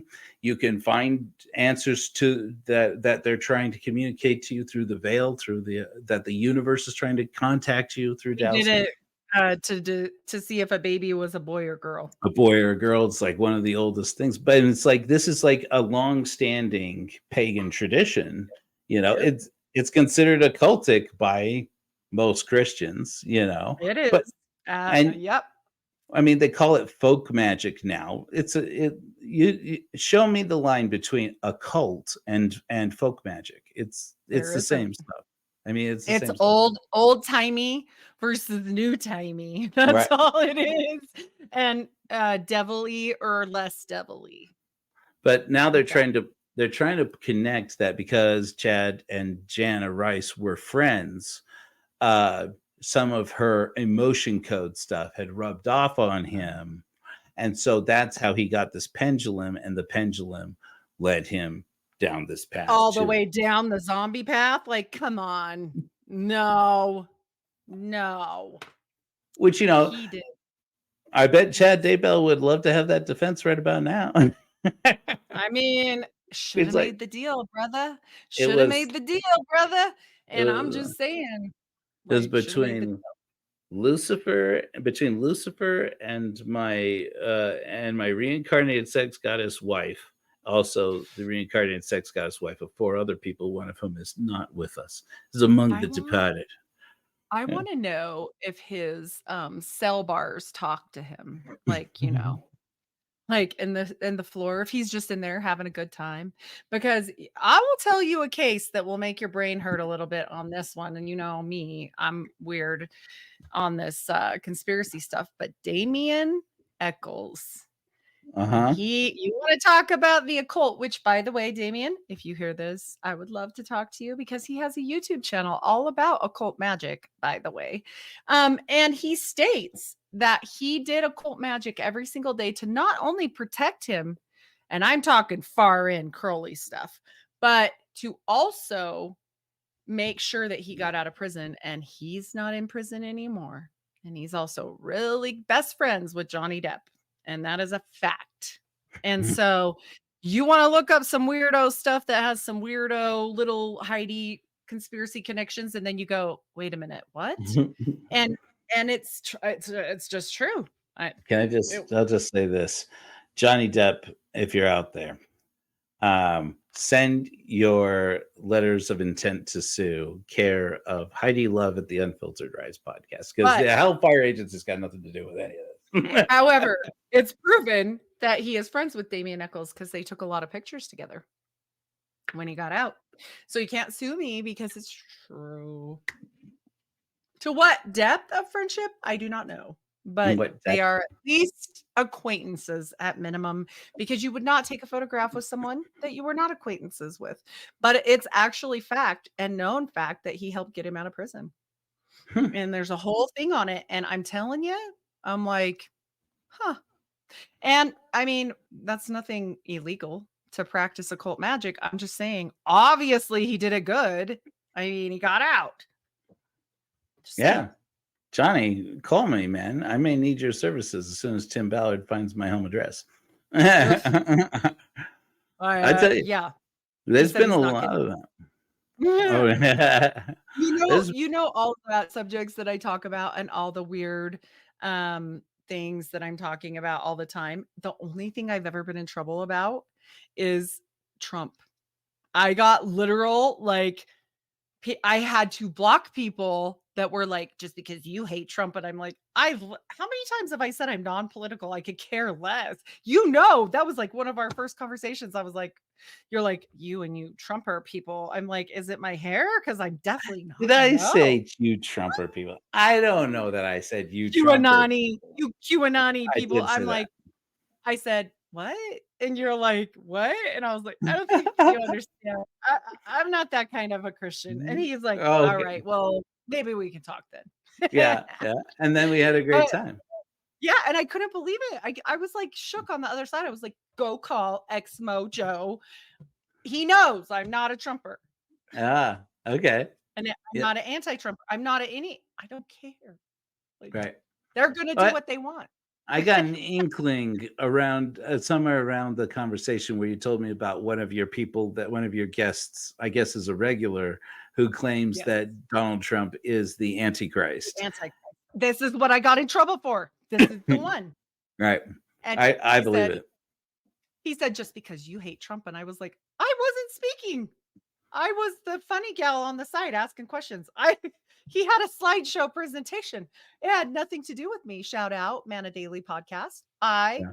did not do that. Brandon, however, definitely thinks Trump is the Antichrist. And I'm like, I always just say compelling because it is. His slides are like, what do you do with that? He brings like the receipts. And he brings the receipts on the And I'm just Bible like, for help.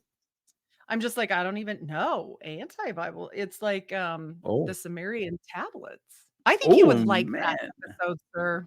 Yeah, I I should think look you would into be that. fascinated. I just sat there and went, huh. And I mean, and as somehow doing that means I hate Trump. I can't imagine how. Well, I, don't know, I guess I have to watch the episode. It's like I just don't feel like Trump swings for our team at It's Hellfire crazy. Agency. We're like everything anti-Trump, and so it's like I don't know Now how you're this. gonna end up with him. How funny? Well, it's like I was gonna say not say, but that Timmy boy, I just want you to know because I know you have to do ketamine treatments to because you got this business going on upstairs, which same bro, been there. Uh, but like this, Everybody. Ugh. this non-treat or treatment resistant depression that you may be going through and treating with ketamine for, in addition to wanting to contact Nephi, Grandpa Nephi, or Prophet Nephi. Grandpa. Yeah. Grandpa. Is this. Don't be rushing your way out of this life, buddy, because on behalf of my dark lord, my dark prince, the father of lies, the son of the morning, the light bringer, Lucifer, we got a stall for you, buddy, and there is no lube. And there is Yep. an infinite number of pineapples. Are you familiar with the concept of an infinite number of pineapples? It's a theological question. It's like how many angels can dance on the head of a pin versus how many demons can dance on the head of a pin. Like, what does an infinite number of pineapples look like? Timmy Boy is going to find out about an infinite number of pineapples if there is an afterlife. I'm just saying. Just saying, you can't go good places doing bad things, man. And it doesn't mean little thing. You know what we're talking about here. This is bad stuff. Anything that has to do with animals or kids, that's it. No, you're not. They're helpless. You're not going to And heaven? old people. Well, I can't judge because it's not me, but I'm just saying that's bad. It's not a good idea. What's that? Are you trying to tell me that Joseph Smith didn't go to heaven because he did bad things to young people? Who knows? But those are the for sure. Those are the for sure is those three. Do you get in the rest? Oh, sorry. Go ahead. Oh no, I don't know who gets in or out. I just know you're not going to be okay if you're violating the helpless. It's bad. Mentally incapacitated, elderly, children. That's bad. And animals because they don't even know what's going on. So it's just weird. Okay. So I'm just going to say about Tim Ballard. Okay. What we know about him so far, we know that he or what has been alleged about Tim Ballard, shall we say, so far. We know that he coerced a Mormon apostle and maybe two into giving him money that to do a thing he doesn't actually know how to do. We know that the claim, which is apparently rescuing people from trafficking, we know that he's been lying to people to get their money. That's not good. We know that he has been doing that. He is likely, according to, again, the allegations, that he's addicted to booze and pain pills. And now the allegation is that the Smarties, the Smartie, the boogie shoogie. And, and he's been transporting people across state lines and across country, international borders for purposes of not taxes. Okay. Yes. All right. Yeah. So that's our for sure's. That's what we know. That's what we know for sure has been alleged. If that story proves to be true, how different is this from the character that poor Jesus had to play in Sound of Freedom? Because I'm just saying, it seems to me like that's a very different character than the person. Yeah, I think Jesus that at minimum, the whole world was duped because that became such a huge everybody was like, "Oh, did you see it? Did you see it?" I was one of the late ones to it because I'm like, I got stuff to do. But I mean, I was kind of like you, like, yeah, this is a thing. Like, this has been where have you been? Like, this has been a thing along since I don't know, like forever. Um, since the I, new world and they shipped kids here. Like, I mean, I'm just saying, and people are so like, oh my, and one kid, like if you were really going to make a movie about saving a bunch of people, right, would it be more than one or two people? Like, and we didn't even, and we don't have time today, but we didn't even get into the kid that he supposedly saved and that spoke out. What was his name again? I Pedro can't. Flores. Yes. And you got to look up Tim, just put in Tim Ballard, Pedro Flores, or come watch me and Joe's shows either at Hellfire Agency or Patreon/Unfiltered Rise because there are shows about this. And it's a lot. And, you know, he's a person that can talk. So he obviously knows what happened to him and he Well, did talk. And so I don't know. Did you I get that mean, one interview you were waiting for too with that lady? she's kind of gone AWOL. I'm Ugh. hoping she'll come back around. So I'm not going to badmouth her, but I was really Right. hoping she would give me like an exclusive, or at least that she would come on the show. But basically, You I know mean, me, I'm after one too. We both can hope. all right, we both have one in one. We've been going back and forth about our one in one. Yes. But basically, I mean, I'll say mine. I won't say yours, but I'll say mine. I was contacted by a person who very credibly could be the villain from the movie Sound of Freedom, the so-called beauty pageant queen trafficker who is now suing Tim Ballard. And I've gotten deep into her story. I've been trying to get a hold of her or somebody who knows her since I started into the Tim Ballard story last year. And she contacted me, or a person claiming to be her has contacted me. And But she gave you proof. I I mean, mean, she gave you some proof, she sent me some you know? documentation. I Yeah. mean, I mean, it's either a total lie or I don't know why, and I don't know why somebody would do that, Maybe she's or scared. it's legit. Like, But what I if think she's scared? I mean, that her actually the real, if she is this person, I don't blame her for being scared. Mhm. I don't Mhm. blame her, especially with all the things we've been learning about Sean Reyes talking about taking out revenge on people. I mean, Mhm. Nuance Ho, as her name, Cara Burrell. That's her name. We're not That's her calling name. her that. We're not calling her Yeah. that. Well, we would. I would. But she's an ex-Mormon creator who covers the Tim Ballard story as well, and she has talked publicly. Well, she's talked on her channel and in her live streams and stuff about she is legit scared that Tim Ballard may come after her, and legally or otherwise, and because the man is unhinged. If any of these stories about him are true, and I don't know why they wouldn't be, he's a dangerous person. That's um scary. but this woman, she is now suing him and Angel Studios and Operation Underground Railroad and Janet Rusin, the non-psychic, and for defamation because they destroyed her life. She went to prison for 2 years, no, a year and a half, uh, and was held in prison in connection to the sting operation that Tim Ballard shows. That this something of the sting operations, a variation of the sting operation in the movie Sound of Freedom, and then shows actual footage from that operation. Uh, and she was released from prison based on habeas corpus, on writ of habeas corpus, because they could not build a case against her. She spent a year and a half in a women's prison, like in a penitentiary, and In another country. in Colombia, That's yeah, rough. Yeah. in Colombia, Yeah. those Colombian prisons are no joke, man. Those are serious. Those are bad places, man. Mm. And Yeah, it's scary. so yeah, so she's talked about that she's willing to come on the podcast and be interviewed, and especially because I speak Spanish. Thank you, Church of Jesus Christ of Latter-day Saints, for sending me to Peru for 2 years. One good Awesome. thing. One good thing. All Yeah. right. I may get it, I may not. So we'll see. We're hoping. And then if mine, I can't even say what, but we're hoping for mine too. I gotta chit chat with them again, but if it happens, it'll be amazing. So it'll be something. And if not, I will talk about it one day, just about the experience, because the experience was still wild. So far, it's been pretty interesting to me. Yes. I've been like, Yes. oh my gosh, this What? is I know, that was better than crazy. the TV show.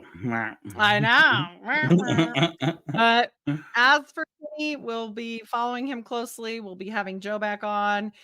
Me and Joe do this about twice a month. We shoot the you know what because it's funny and we learn stuff. So, Joe, tell these guys one more time where they can find your series. It's right here, right here, Mhm. hellfire.agency. There is no .com. The .agency is the .com.